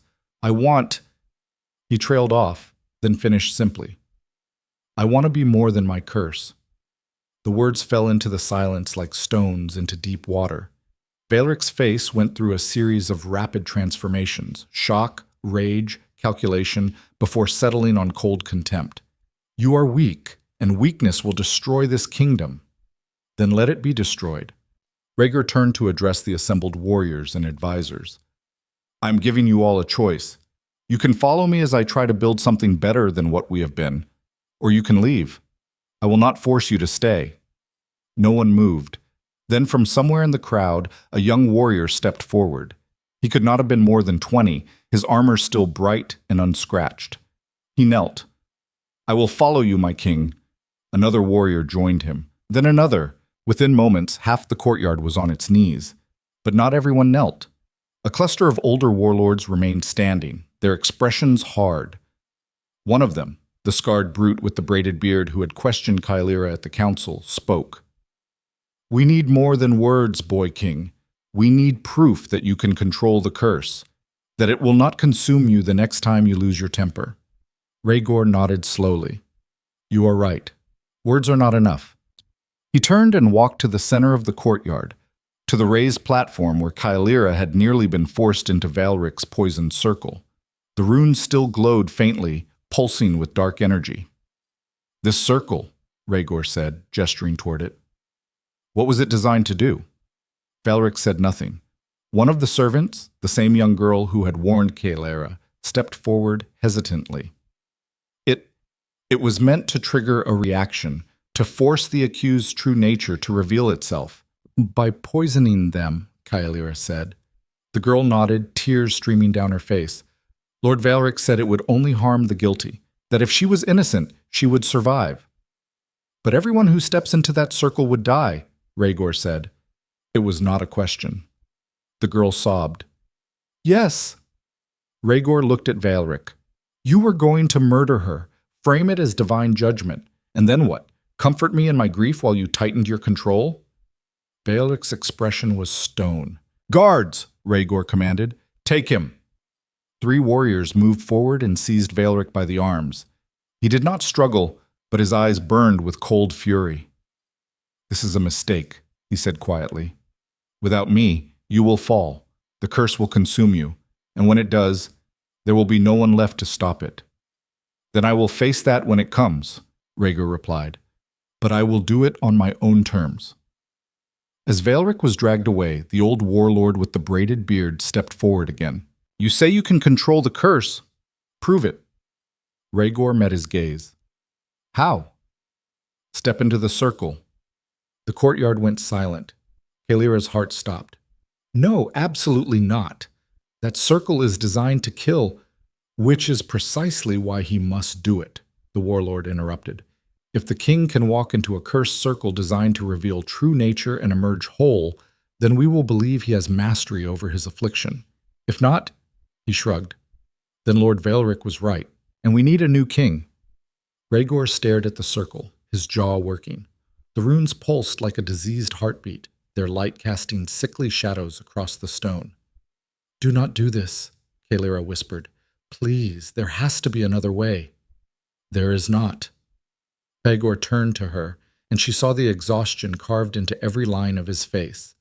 They need to know I am stronger than the curse, that I can be trusted. He paused. I need to know it too. Before she could stop him, he walked toward the circle. Every instinct in Kaelira's body screamed at her to run forward, to drag him back, to throw herself between him and whatever horrors waited in that ring of poisoned stone. But she forced herself to stand still. This was his choice, his battle. All she could do was bear witness. Rhaegar stopped at the edge of the circle. He took a deep breath, squared his shoulders, and stepped inside. The runes exploded with light. Black energy erupted from the stone, wrapping around Rhaegar's body like living chains. He gasped, his back arching, his hands clenching into fists. The curse responded immediately, veins of shadow spreading across his skin, his eyes blazing gold, then black, then gold again. The crowd watched in horrified silence as their king fought against forces both outside and within. Kaelira could see the moment he began to lose. His form started to shift, bones cracking, muscles expanding. The shadow beast was rising again, triggered by the circle's poison, fed by decades of accumulated agony. She could not stand it any longer. Rhaegar, she shouted, listen to me! His head turned toward her, barely human anymore. You are not alone in this, she said, her voice cutting through the chaos. You have never been alone. Even when you thought you were, even when the curse screamed that you were worthless and broken and beyond saving, you were wrong. The transformation slowed. I see you, Kaelira continued, walking slowly toward the circle despite the warning shouts from the crowd. Not the king, not the curse. You. The man who sits in doorways listening to stories because it is the only thing that makes the pain stop. The man who defended me when he had every reason not to. The man who is fighting right now, this very second, because he refuses to be defined by what was done to him. She stopped at the edge of the circle, just outside the barrier of poisoned light. Come back, she whispered. Not for them. For me. Rhaegar's eyes locked onto hers, and he made a choice. The shadows receded. The beast retreated. His form stabilized, human once more, though every muscle trembled with the effort of control. He stood in the center of the circle, wreathed in black energy, and did not fall. The runes pulsed once, twice, then went dark. Rhaegar stepped out of the circle. The courtyard exploded with sound, cheers, shouts, the clash of weapons against shields in salute. Warriors who had remained standing knelt. Even the old warlord with the braided beard lowered his head in acknowledgement. Rhaegar swayed, and Kaelira rushed forward to catch him before he fell. He was burning hot, his skin slick with sweat, his breathing ragged. You did it, she breathed. You actually did it. I would not have, he replied quietly, without you. She helped him toward the edge of the courtyard, where servants rushed forward with water and clean cloths. As they lowered him onto a stone bench, the old warlord approached. You have proven your strength, my king. The curse does not own you. He paused. But what of the girl? She is still powerless, still soulless. The pack will never accept. Then the pack will change. Rhaegor's voice was firm despite his exhaustion. Kaelira Voss is not a prisoner, not a tribute, not a tool. She is, he looked at her, something vulnerable flickering in his eyes. She is mine, by choice, and I am hers. The warlord's expression was unreadable. You would make her your queen? I would make her my equal. Murmurs rippled through the crowd again, but this time they carried a different tone. Not outrage, not mockery, uncertainty. Which was, Kaelira realized, the first step toward acceptance. The warlord studied them both for a long moment. Then slowly, he knelt again. Then we will follow you both, he said, and may the old gods have mercy on anyone who tries to stop us. As the courtyard slowly emptied, warriors dispersing to spread word of what had happened, Kaelira helped Rhaegor to his feet. Can you walk? She asked. Barely. Then lean on me. He did, and together they made their way through the fortress, back toward the tower where this had all begun. Servants and guards watched them pass with wide eyes, but no one tried to stop them. When they finally reached Kaelira's chamber, Rhaegor collapsed onto the edge of the bed, his head in his hands. I almost lost, he said quietly. In the circle. I felt it taking over. I felt myself slipping. But you did not slip. Only because you pulled me back. He looked up at her. What happens the next time? What happens when you are not there? Kaelira sat beside him, close enough that their shoulders touched. Then you hold on to the memory of this moment. The moment you chose to come back. The moment you proved that the curse does not define you. It will never stop, you know. The pain, the struggle. Every day will be a battle. I know. And you would still choose to stand beside me? She turned to face him fully, meeting his golden eyes without flinching. Every single day. For a long moment, they simply looked at each other. Then Rhaegor reached out and took her hand, carefully, gently, as if afraid he might break her. I do not deserve you, he said. You do not get to decide that. I do. She squeezed his hand. And I am choosing you, curse and all. Something in his expression cracked open. He pulled her close, and she let him, wrapping her arms around his massive frame and holding on as tightly as she could. They stayed like that for a long time, two broken things finding strength in each other. When they finally pulled apart, dawn was breaking through the window, painting the room in shades of gold and pink. What happens now? Kaelira asked. Rhaegor stood, wincing slightly, and walked to the window. He looked out over the fortress, his kingdom, the mountains that had been his prison for so long. Now, he said quietly, we build something new. A kingdom where strength is not measured by the absence of weakness, but by the courage to keep fighting despite it. Where broken things are not cast aside, but given the chance to prove their worth. That will not be easy. No, but nothing worth doing ever is. He turned back to her, and for the first time since she had met him, she saw something in his eyes that looked almost like peace. Will you help me? He asked. Kaelira smiled. I thought you would never ask. As they stood together watching the sun rise over the black fortress, neither of them noticed the figure watching from the shadows of the courtyard below. Baelic had escaped his guards, and his eyes burned with the promise of revenge, The guards found the empty cell an hour after dawn. Chains lay broken on the floor, the iron links twisted as if by inhuman strength. The stone wall bore deep gouges, claw marks that should not have been possible for a man without a wolf. But Baelic had always been more than he appeared. The alarm bells rang through the black fortress, their urgent clang sending warriors scrambling to defensive positions.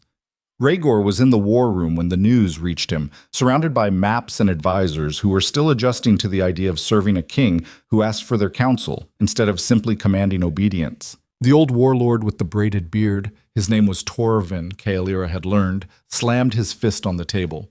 How does an advisor escape a locked cell guarded by 3 of our best warriors? Magic, one of the younger advisors suggested nervously. He must have been hiding his power all along. Or he had help, Rhaegor said quietly. His golden eyes were dark with exhaustion. He had not slept since the trial, but his voice remained steady. Baelic has served in this fortress for 30 years. He knows every corridor, every secret passage, every person who owes him a favor.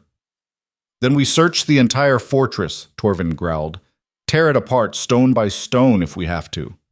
No. Rhaegor straightened, his massive frame filling the space. That is what he wants, to scatter our forces, create chaos, make us look weak in front of the other clans. He paused. Valeric is not done. He will make one more move, and when he does, we will be ready. Kaelira stood near the window, listening but not speaking. She had been included in the War Council, another change that had sent ripples through the fortress, but she was still learning when to offer her voice and when to remain silent. She was also learning that leadership was exhausting. In the 3 days since the trial, she and Rhaegor had been working dawn to dusk reshaping the kingdom's laws, removing edicts that punished weakness, creating protections for those without wolves, establishing councils where grievances could be heard instead of silenced. Every change met resistance. Every reform sparked arguments that lasted hours. But slowly, grudgingly, the fortress was beginning to shift. Not everyone was happy about it. As the War Council continued debating search strategies, a servant burst through the door, her face white with terror. "My king! The southern watchtower? There is smoke!" Everyone froze. Rhaegor moved first, crossing to the window and throwing it open. Sure enough, a thick column of black smoke rose from the direction of the southern wall, dark against the pale morning sky. "Torvin, take 50 warriors and secure the tower," Rhaegor commanded. "If this is a diversion, it is not a diversion." The voice came from the doorway. Valeric stood there, flanked by 6 warriors in unmarked black armor. His crimson robes were gone, replaced by battle leathers that made him look less like an advisor and more like what he truly was, a predator. "It is a declaration," he continued, stepping into the room. The warriors at his back moved with him, hands on their weapons. "The old order is burning, and from its ashes I will build something stronger." Rhaegor's hand went to the sword at his hip.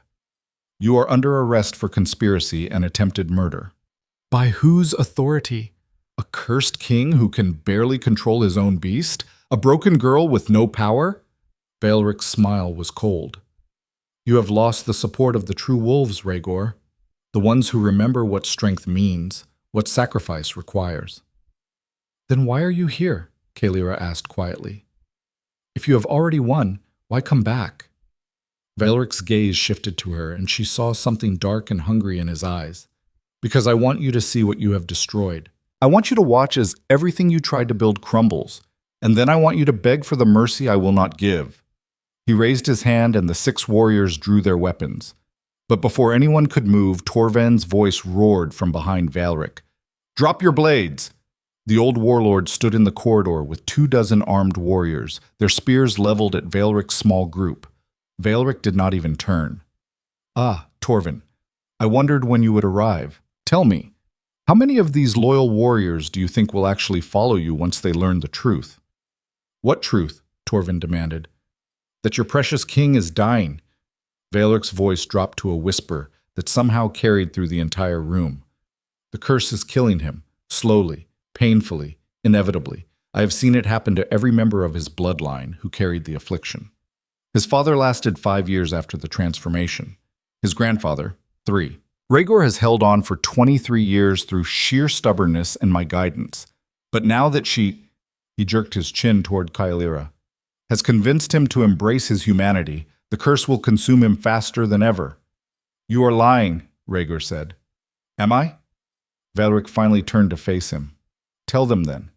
Tell them how the pain has been getting worse. How the beast rises closer to the surface with each passing day. How many more times do you think you can hold it back before you fail?"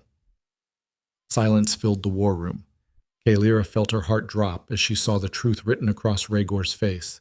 The exhaustion, the trembling hands he tried to hide, the way he gripped the edge of the table as if it were the only thing keeping him upright. "It is true," Rhaegor said quietly. "The curse is getting stronger."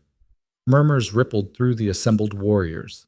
"But that does not mean I am giving up," Rhaegor continued, his voice growing stronger.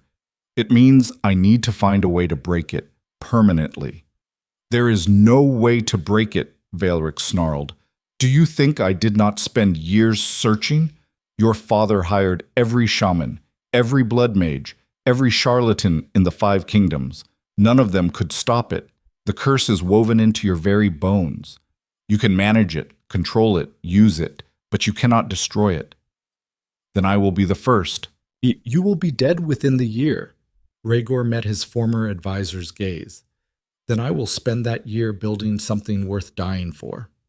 For a moment, something flickered across Valric's face, an emotion Kaelira could not quite name. Grief, perhaps, or regret. Then it was gone, replaced by cold determination. So be it, Valric said. He turned to address the warriors behind Torvin. I offer you all a choice. Follow a dying king and his powerless queen into oblivion. Or join me in restoring the old ways, strength, power, survival of the fittest. No one moved. Valric's expression darkened. You hesitate now, but when your king falls, and he will fall, you will remember this moment. You will remember that I tried to save you. He raised his hand again, and this time Kaelira saw the flash of something metallic. A blade. Small, wickedly curved, glinting with an oily sheen that suggested poison. Valric moved with impossible speed, lunging not at Rhaegor but at Kaelira.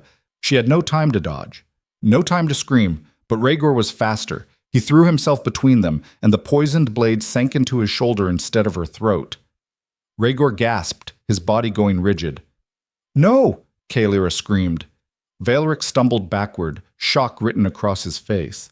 You were supposed to watch her die. That was the point. To take away the one thing keeping you human so the curse would finally... He never finished the sentence. Rhaegor's fist caught him across the jaw with a sound like breaking stone. Valric flew backward, crashing into the wall hard enough to crack the mortar. He slumped to the floor, blood streaming from his mouth. The 6 warriors who had come with him dropped their weapons and raised their hands in surrender. Torvin's warriors surged forward, securing them quickly. But Kaelira only had eyes for Rhaegor. He had fallen to one knee, his hand pressed against the wound in his shoulder.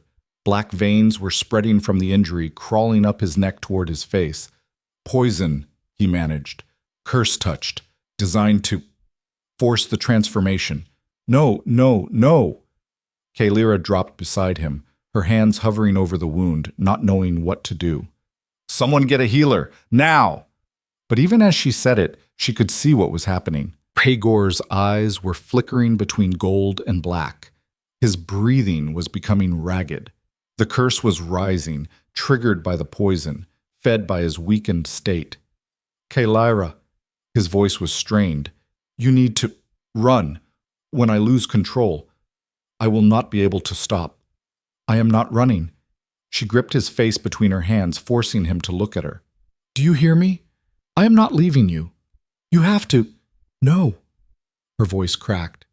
You have saved me more times than I can count. You have fought against impossible odds every single day of your life, and I will be damned if I let you face this alone.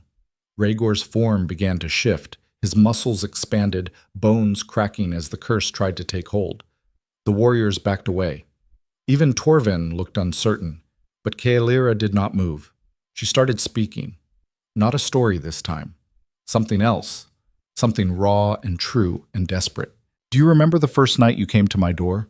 You stood in the threshold, and I could see the pain in your eyes. I did not know what it was then. I did not understand. But I saw you fighting. I saw you choosing to listen instead of destroy. And I have watched you make that choice every single night since. The transformation slowed. You're more than this curse, Rhaegor. You're the man who created a council instead of ruling alone. The man who is changing laws to protect the powerless. The man who took a blade meant for me without hesitation. Her voice broke. You're the man I chose. The man I will always choose, no matter what. Rhaegor's eyes locked onto hers. The black receded. The transformation stopped. With a shuddering gasp, he collapsed forward, and Kaelira caught him, cradling his head against her chest as he shook with the effort of maintaining control. That is it, she whispered. You are stronger than the poison, stronger than the curse. You are here, you are alive, and you are choosing to stay. A healer rushed into the room, carrying bags of herbs and bandages. She was an older woman with silver-streaked hair and eyes that had seen too much suffering. Her name was Marin, and she had served the fortress for 40 years.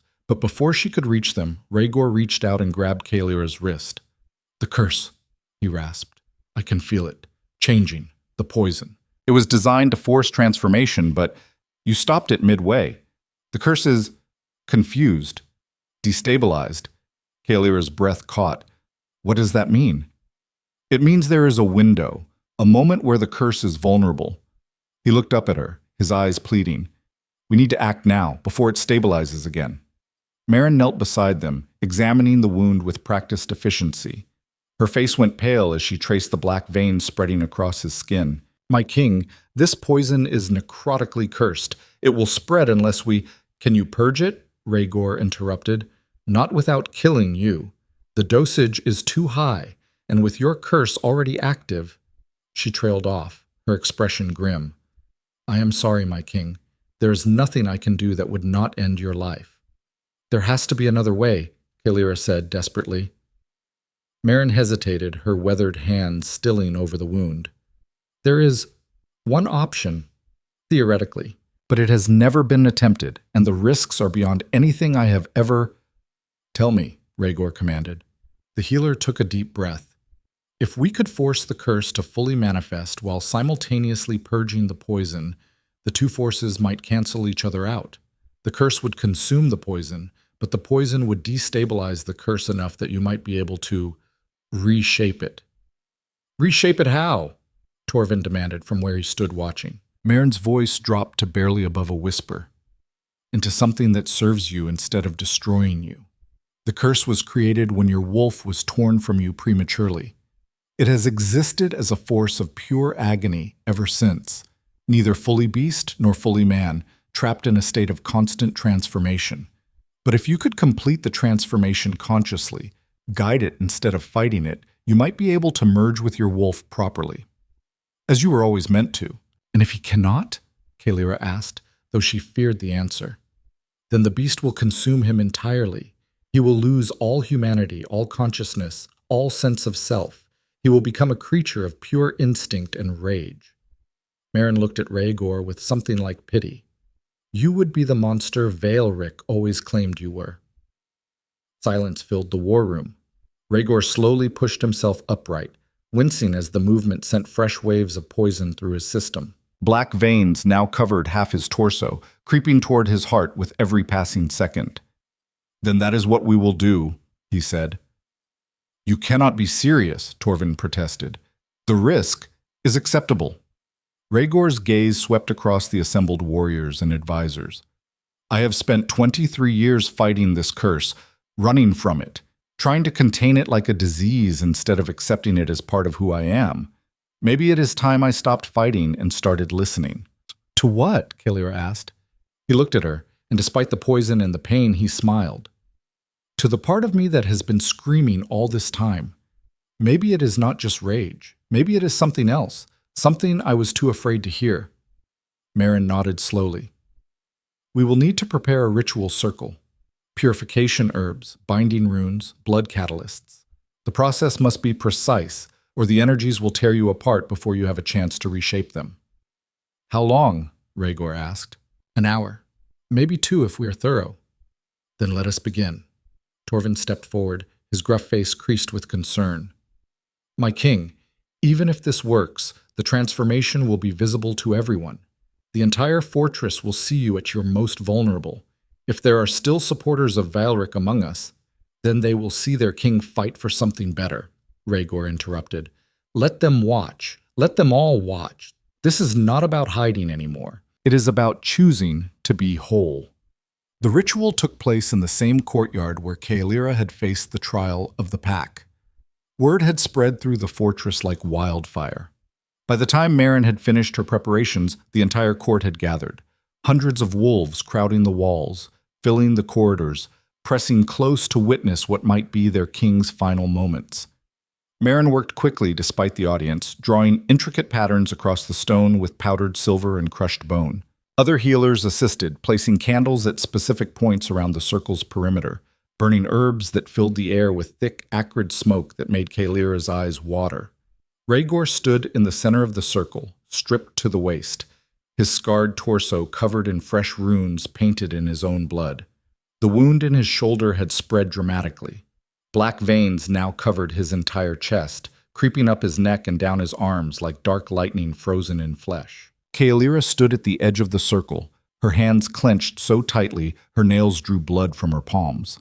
The entire court had gathered to watch. Some faces were hopeful, others fearful. A few, those who had supported Vaelric, looked almost eager to see their king fail, to validate their choice to follow the old ways.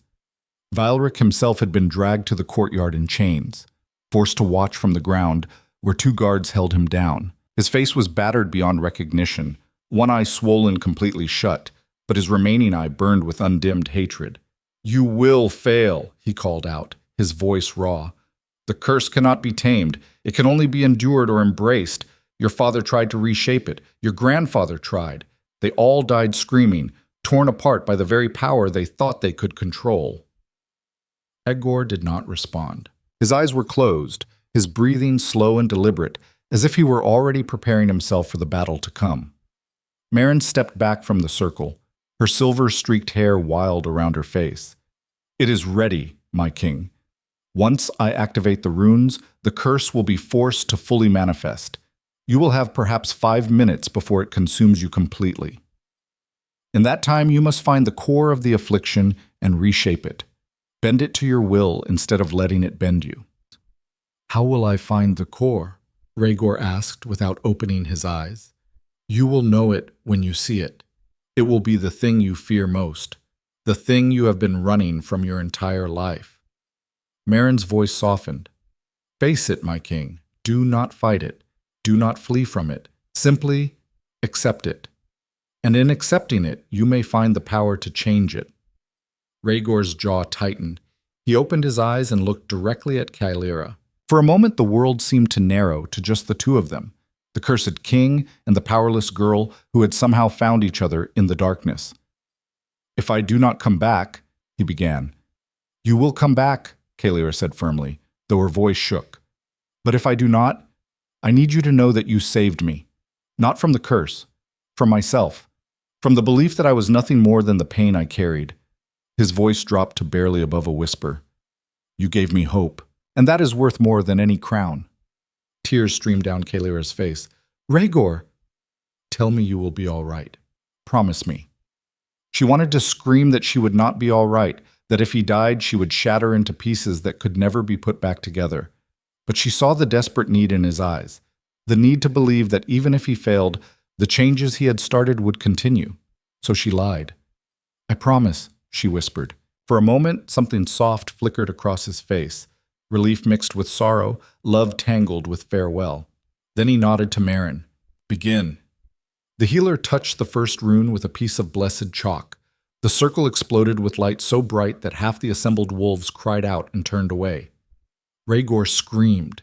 It was not a human sound. It was the shriek of something trapped and dying, something that had been caged for too long and was finally terrifyingly free. The sound echoed off the fortress walls, multiplying and distorting until it seemed like 1,000 tortured souls were crying out at once. His body convulsed violently, bones broke with sounds like snapping branches, then reformed into new and terrible shapes. Muscles tore and rebuilt themselves, expanding far beyond human limits. Fur erupted across his skin, black as midnight, shot through with veins of corrupted gold that pulsed with sickly light. His face elongated into a muzzle filled with teeth like shattered obsidian. Claws burst from his fingertips, each one as long as a sword and sharp enough to carve stone. But this time, something was different. The transformation did not stop at the familiar shadow beast that the court had seen before. It kept going, pushing further, becoming something else entirely. Something larger, more primal, more absolutely wrong. The creature that emerged stood nearly 15 feet tall. Its form flickered between solid and smoke, as if it could not quite decide whether it belonged to the physical world or some nightmare realm beyond. Its eyes were voids, not black, but empty, as if looking into them meant staring at the complete absence of everything. The crowd gasped, some screamed. Several warriors drew their weapons on instinct, though their hands shook too badly to hold them steady. Kaelira stood frozen at the edge of the circle, watching as the man she loved disappeared beneath layers of curse and corruption and 23 years of accumulated agony. The beast threw back its head and howled, a sound that made the previous scream seem like a whisper. The fortress itself seemed to shudder, stone cracked, windows shattered, warriors fell to their knees, clutching their ears. Then, impossibly, she heard his voice. It came from everywhere and nowhere at once, echoing through the courtyard like distant thunder rolling across mountains. I see it. The core. It is not what I expected. The beast's form shuddered, smoke roiling off its body in waves. It is a cage built from every wound, every betrayal, every moment I was told I was not enough. Every time my father looked at me with disgust, every time the shamans cut into me, searching for power, every time I chose pain over death because I was too afraid to let go. Kaelira's breath caught.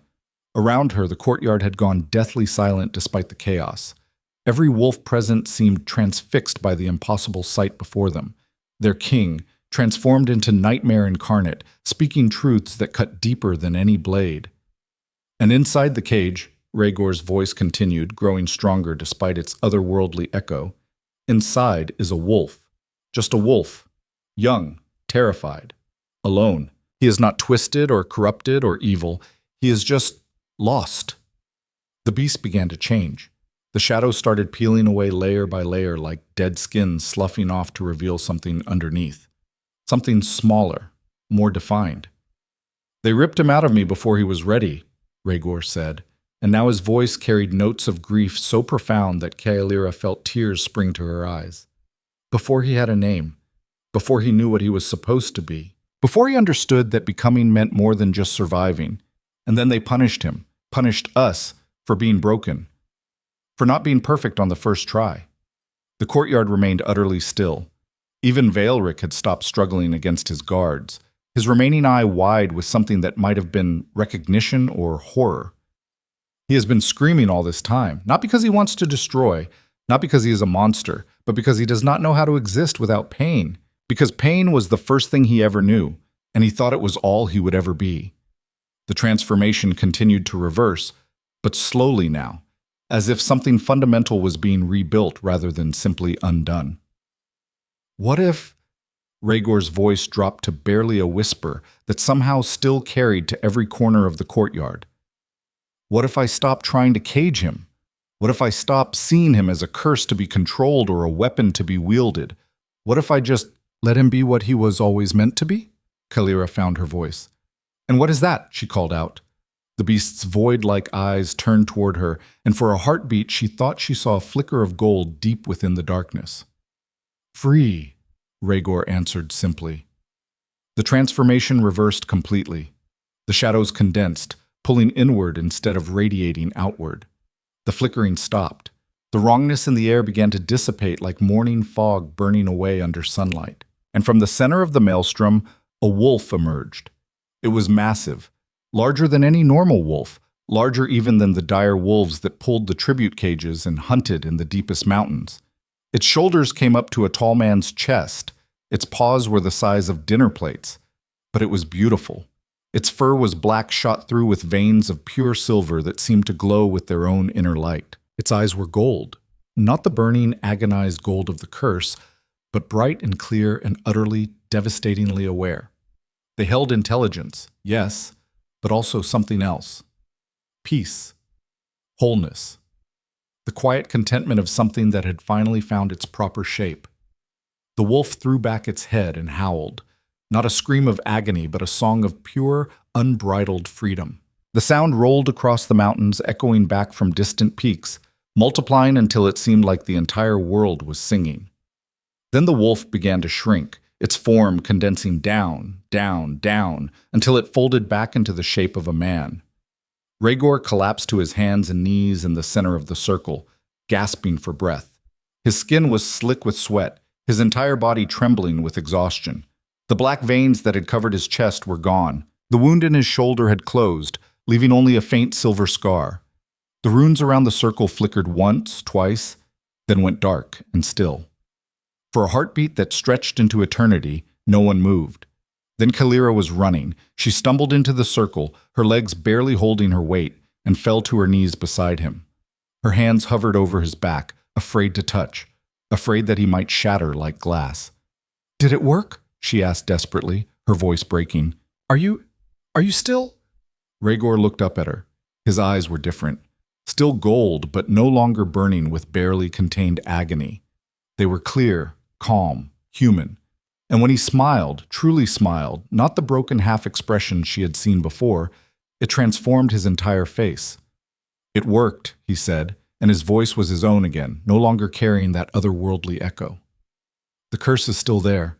I can feel it, like a second heartbeat in my chest. But it is mine now, part of me. Not a monster I have to fight every second of every day, but a wolf I can run with when I choose. Kaelira let out a sound that was half sob, half laugh.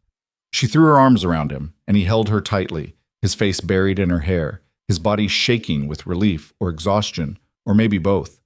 Around them, the courtyard exploded into chaos. Warriors slammed their weapons against their shields in thunderous salute. Advisors bowed low. Servants wept openly. The sound built and built until it seemed like the very stones of the fortress were celebrating. Even some of those who had supported Vaelric looked awed, their certainty shaken by witnessing something they had believed impossible. Torvin approached the circle slowly, as if afraid sudden movement might break the spell. His gruff face was split by a smile wider than Kaelira had ever seen. "You did it, boy," he said, his voice rough with emotion. "You actually did it. In 40 years of war and service, I have never seen anything like that." Rhaegor stood slowly, pulling Kaelira up with him. His legs wavered slightly, but he remained upright. "I could not have done it alone. None of this, none of it, would have been possible without—" He looked down at Kaelira, and the love in his eyes was so naked and honest that she felt her breath catch. Without her. Meryn stepped into the circle, her healer's instincts overriding the moment's significance. She examined Rhaegor with practiced efficiency, checking his pulse, looking into his eyes, pressing her fingers against the scar on his shoulder. "The poison is completely gone," she said, wonder creeping into her voice. "Consumed by the transformation, just as I hoped. The wound has healed cleanly. No infection, no corruption. And your curse—" She trailed off, searching for words. "Is no longer a curse," Rhaegor finished. "It is just me. The wolf and the man, finally in harmony." Meryn nodded slowly. "I have been a healer for 40 years. I have seen plagues and poisons, battles and betrayals, but I have never seen anyone survive what you just did, let alone emerge stronger." She bowed her head. "You have my loyalty, my king, for whatever that is worth." "It is worth everything," Rhaegor said quietly. He turned to face the assembled court, and Kaelira saw the moment when the scattered crowd truly saw him, not as a cursed king or a monster barely contained, but as something new, something whole. "Lord Vaelric," Rhaegor said, his voice carrying across the courtyard. The guards dragged the former advisor forward, forcing him to his knees at the edge of the circle. Vaelric's face was a ruin of swelling and bruises, but his remaining eyes still burned with defiance. "You told me once that the curse was a tool," Rhaegor continued, "a weapon that made me strong. You were right about one thing. It was a tool. But you were wrong about who it was meant to serve." He paused, and Kaelira saw something complicated pass across his face. Not quite pity, but perhaps understanding. "You spent decades trying to keep me broken because you believed suffering made me powerful. And maybe, in a twisted way, you thought you were helping. But you forgot something crucial." Rhaegor's voice hardened. "A king who rules through pain alone is not strong. He is simply waiting to break." Vaelric spat blood onto the stone. "You are making a mistake. Without the curse controlling you, driving you, you will grow soft, weak. The other clans will see it. They will smell the weakness on you like blood in water, and they will come for you, for all of you." "Then let them come." Rhaegor's voice was steel-wrapped in silk. "And they will find a kingdom united, not by fear, but by choice. Not by the threat of violence, but by the promise of something better." He gestured to the guards. "Lord Vaelric, you are hereby stripped of your titles, your lands, and your position in this court. You will be exiled beyond the borders of this kingdom and forbidden from ever returning. If you do, the sentence is death. Not by torture, not by spectacle. Just death. Quick and final." Valric's face twisted with impotent rage. This is not over. You think you have won, but you have only delayed the inevitable. The old ways will return. They always do, and when they do, we will face them, Kaelira interrupted, surprising herself with the strength in her voice. She stepped forward to stand beside Rhaegor. Together, as we have faced everything else. Valric's gaze shifted to her, and for just a moment she saw something that might have been respect flicker in his remaining eye. Then it was gone. The guards dragged him away. His protest faded into the distance, swallowed by the fortress's stone corridors. As the crowd began to disperse, buzzing with excitement and speculation about what they had witnessed, Torvin approached Rhaegor and Kaelira again. "My king," he said formally, "my queen, there is still the matter of succession, of formally recognizing the bond between you." Rhaegor glanced at Kaelira, a question in his eyes. She took his hand. "I think," she said carefully, "that the time for hiding is over." A slow smile spread across Rhaegor's face. He turned to address what remained of the crowd, still several hundred wolves, all watching with rapt attention. "I have an announcement," he said, his voice carrying easily across the courtyard. Kaelira Voss came to this fortress as a tribute, as payment for her father's rebellion, as a thing to be used and discarded. The crowd murmured. But she became something else entirely. She became the voice that pulled me back from the edge when I thought I was beyond saving. She became the courage I needed to face my own fears. She became... He paused, then continued quietly. She became the reason I wanted to be more than my curse. He turned to Kaelira, and suddenly the entire fortress seemed to be watching them. "I have no pretty words," Rhaegor said. "No grand speeches or romantic declarations. All I have is the truth." He took both her hands in his.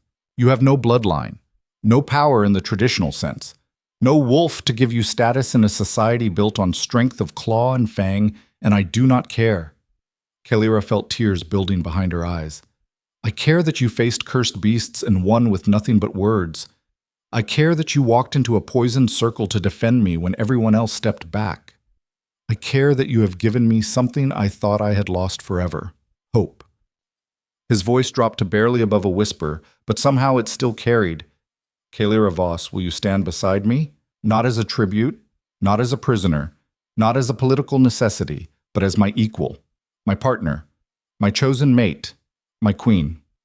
The courtyard held its collective breath. Kaelira looked into his golden eyes, clear and bright and utterly, devastatingly sincere, and saw everything she had been searching for since the moment the wolves came to drag her away from her father's hut. Safety, yes, but more than that, acceptance, purpose, home. "Yes," she whispered. Then louder, her voice ringing clear. "Yes, 1,000 times yes." The courtyard exploded with sound. Warriors howled their approval. Advisors applauded. Servants watching from the walls shouted their joy. The noise built and built until it seemed like the mountains themselves were celebrating. Traeger pulled her close and kissed her, and Kaelira felt something inside her chest crack open, not breaking, but blooming, like a flower that had been waiting years in frozen ground for the right season to finally arrive. When they finally pulled apart, breathless and smiling, Torvin was grinning so widely his face looked like it might split. "Well then," the old warlord said, "looks like we have a coronation to plan. And not just any coronation, a joining ceremony. The first in this fortress in 20 years. "How long do these ceremonies usually take to prepare?" Kaelira asked. 3 months, traditionally. We need to send messengers to all the clans, prepare the feast, commission the crowns. 3 weeks, Rhaegor interrupted. Torvin blinked. "My king, that is barely enough time to—" 3 weeks, Rhaegor repeated firmly. "We have spent enough time waiting, enough time preparing, enough time being afraid of what might go wrong. I want to start building the future now, not 3 months from now. Now." Torvin looked like he wanted to argue, but something in Rhaegor's expression stopped him. Instead, he laughed, a deep, booming sound. 3 weeks it is, then. The servants will be furious, but they will manage. He bowed deeply. "My king, my queen, if you will excuse me, I have a mountain of work to coordinate." He strode off, already barking orders to nearby warriors and advisors. Kaelira and Rhaegor were left standing in the center of the now empty courtyard, the ritual circle's faded runes barely visible on the stone around them. 3 weeks, Kaelira said. Are you sure? I have never been more sure of anything. Rhaegor pulled her close again, resting his chin on top of her head. I have wasted 23 years of my life being afraid, being controlled by pain and the people who wanted to use that pain for their own purposes. I refuse to waste another moment. They stood like that for a long time, just holding each other, feeling the warmth of sunlight on their faces, and listening to the distant sounds of the fortress coming alive with purpose. Finally, Kaelira pulled back just enough to look up at him. What happens now? In these 3 weeks before the ceremony? Rhaegor smiled. Now we keep the promises we made. We finish changing the laws. We establish the councils. We send messengers to the border clans, inviting them to witness a new kind of kingdom. He paused. And we live. Really live. Not just survive. That sounds perfect, Kaelira said. And for the first time in longer than she could remember, she believed it. The 3 weeks passed in a blur of activity. Messengers rode out to every corner of the kingdom carrying invitations sealed with black wax and the king's personal mark. Some returned with acceptances. Others brought refusals, clan leaders who believed the old ways were being abandoned, who saw weakness in the changes Rhaegor proposed. But more came bearing gifts and promises of attendance than Torvin had predicted. They are curious, he explained one evening as he reviewed the responses with Rhaegor and Kaelira. The story of the cursed king who tamed his affliction and the powerless girl who became queen has spread faster than wildfire. Everyone wants to see if it is true, if you are real. And if they come planning to challenge us? Kaelira asked. Torvin shrugged. Then we show them what we have built, and we let them decide if they want to be part of it or stand against it. The laws continued to change. Edicts protecting those without wolves were carved into stone and displayed in the main hall. Councils were established in 3 major settlements, with representatives chosen by the people rather than appointed by force. Kaelira spent hours each day reviewing proposals, mediating disputes, learning the intricate dance of governance. It was exhausting, overwhelming, wonderful. She was no longer the broken girl sent as tribute. She was becoming someone new, someone with purpose and power. Not the power of claws, but the power to shape the world through words and choices and unwavering conviction. Rhaegor changed too. The constant tension that had defined him began to ease. He smiled more, laughed occasionally, slept through entire nights without waking in agony. The wolf was still there. She could see it sometimes in the way his eyes caught the light, in the grace of his movements. But it was integrated now, part of him rather than something he fought. They spent their evenings together, often in the library, trading stories like gifts.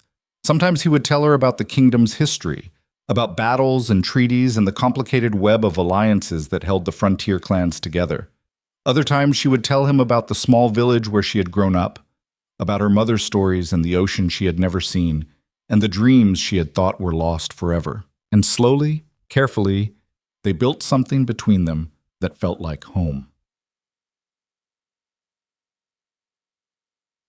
The coronation took place on the night of the new moon, when the sky was black as velvet and scattered with more stars than could be counted.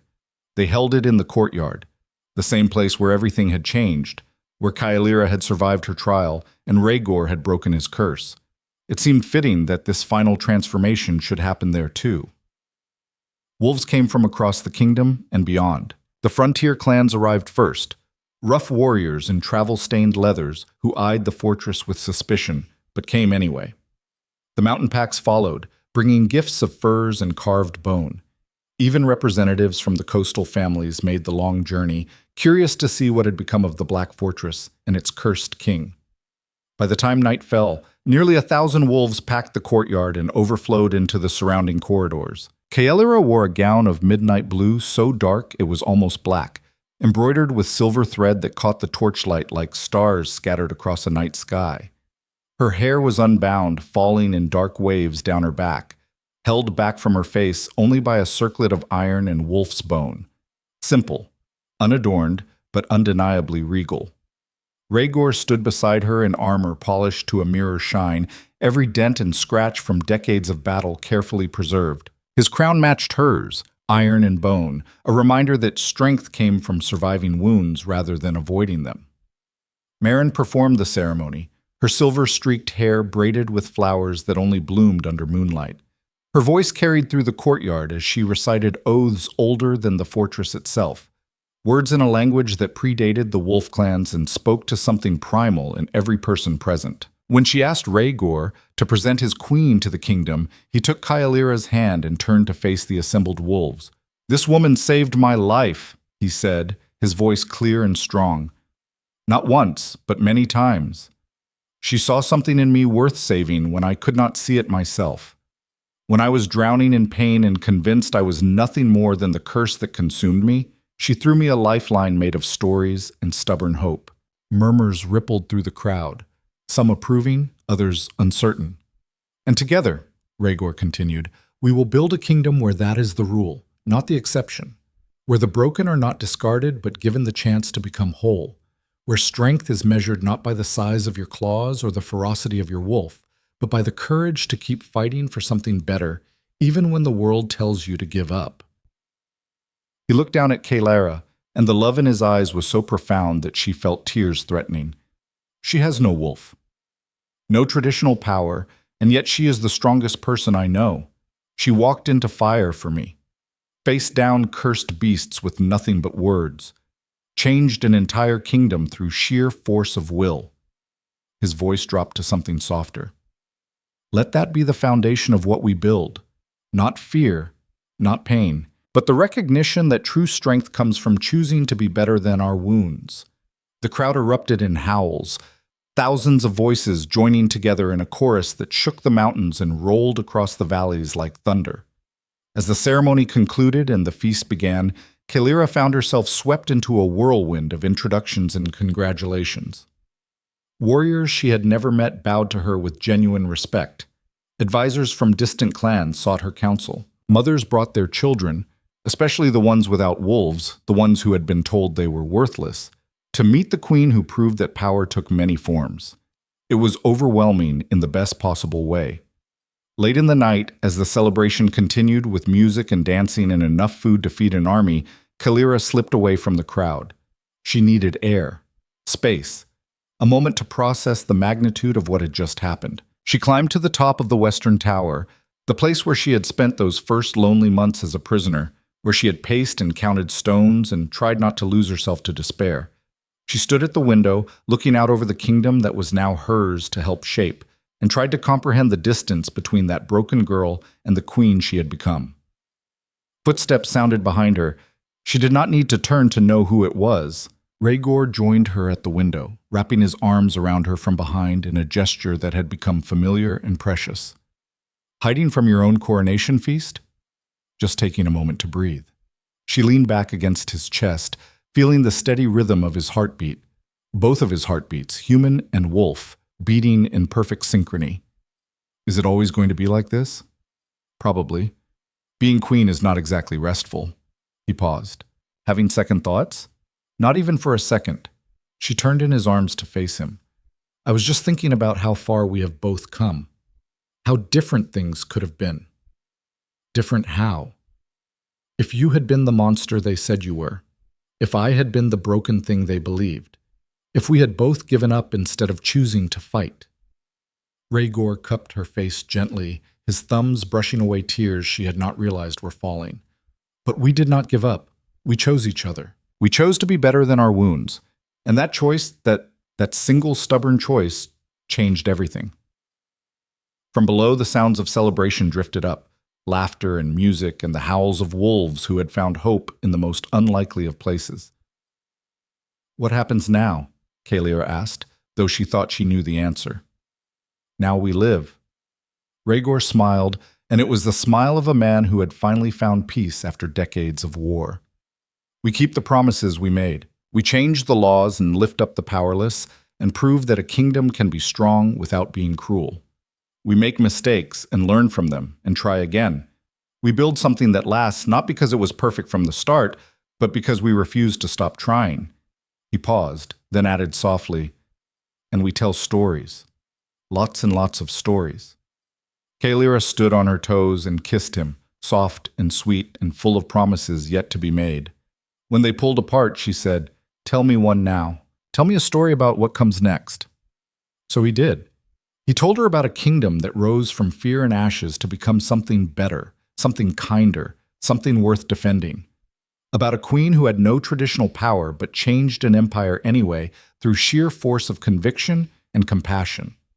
About a king who learned that strength and gentleness could exist in the same heart, that being whole meant accepting all parts of yourself, the light and the dark, the human and the wolf. He told her about councils where the powerless could speak and be heard, about laws that protected the weak instead of punishing them, about children who would grow up knowing that their worth was not determined by their claws, but by their choices. And when he finished, Kaelira told him one back, about a girl who had been told she was worthless and broken and useless, who had been sent to die but chose to live instead, who found love in the darkest place imaginable and used it to build a light that would never go out, about a wolf who had been screaming for 23 years and finally learned to sing. They stood together in the moonless night, trading stories like sacred gifts, and far below them, the black fortress, no longer black, no longer a tomb, no longer a place where hope went to die, glowed with the light of 1,000 torches, a beacon visible for miles, a promise carved in stone and sealed with blood and hope and love that refused to break. The wolves who had gathered from across the kingdom would carry tales of this night back to their clans. They would speak of the cursed king who tamed his affliction through acceptance rather than violence, of the powerless girl who became queen and proved that strength took many forms, of a kingdom that chose to change, slowly and imperfectly but undeniably. Some would believe the stories. Others would dismiss them as fantasy, but the truth remained, carved into the foundations of the Black Fortress like the ancient runes that had witnessed everything. Sometimes the broken things are not meant to be discarded. Sometimes they are meant to be the foundation upon which something new is built. Sometimes the powerless become powerful not by gaining claws, but by refusing to be defined by their absence. And sometimes, just sometimes, love is stronger than any curse. In the mountains beyond the fortress, wolves howled their approval to the stars. And in the western tower, two people who had survived the impossible held each other close and whispered stories into the night. Stories about what had been, what was, and what would come. Together. Always together.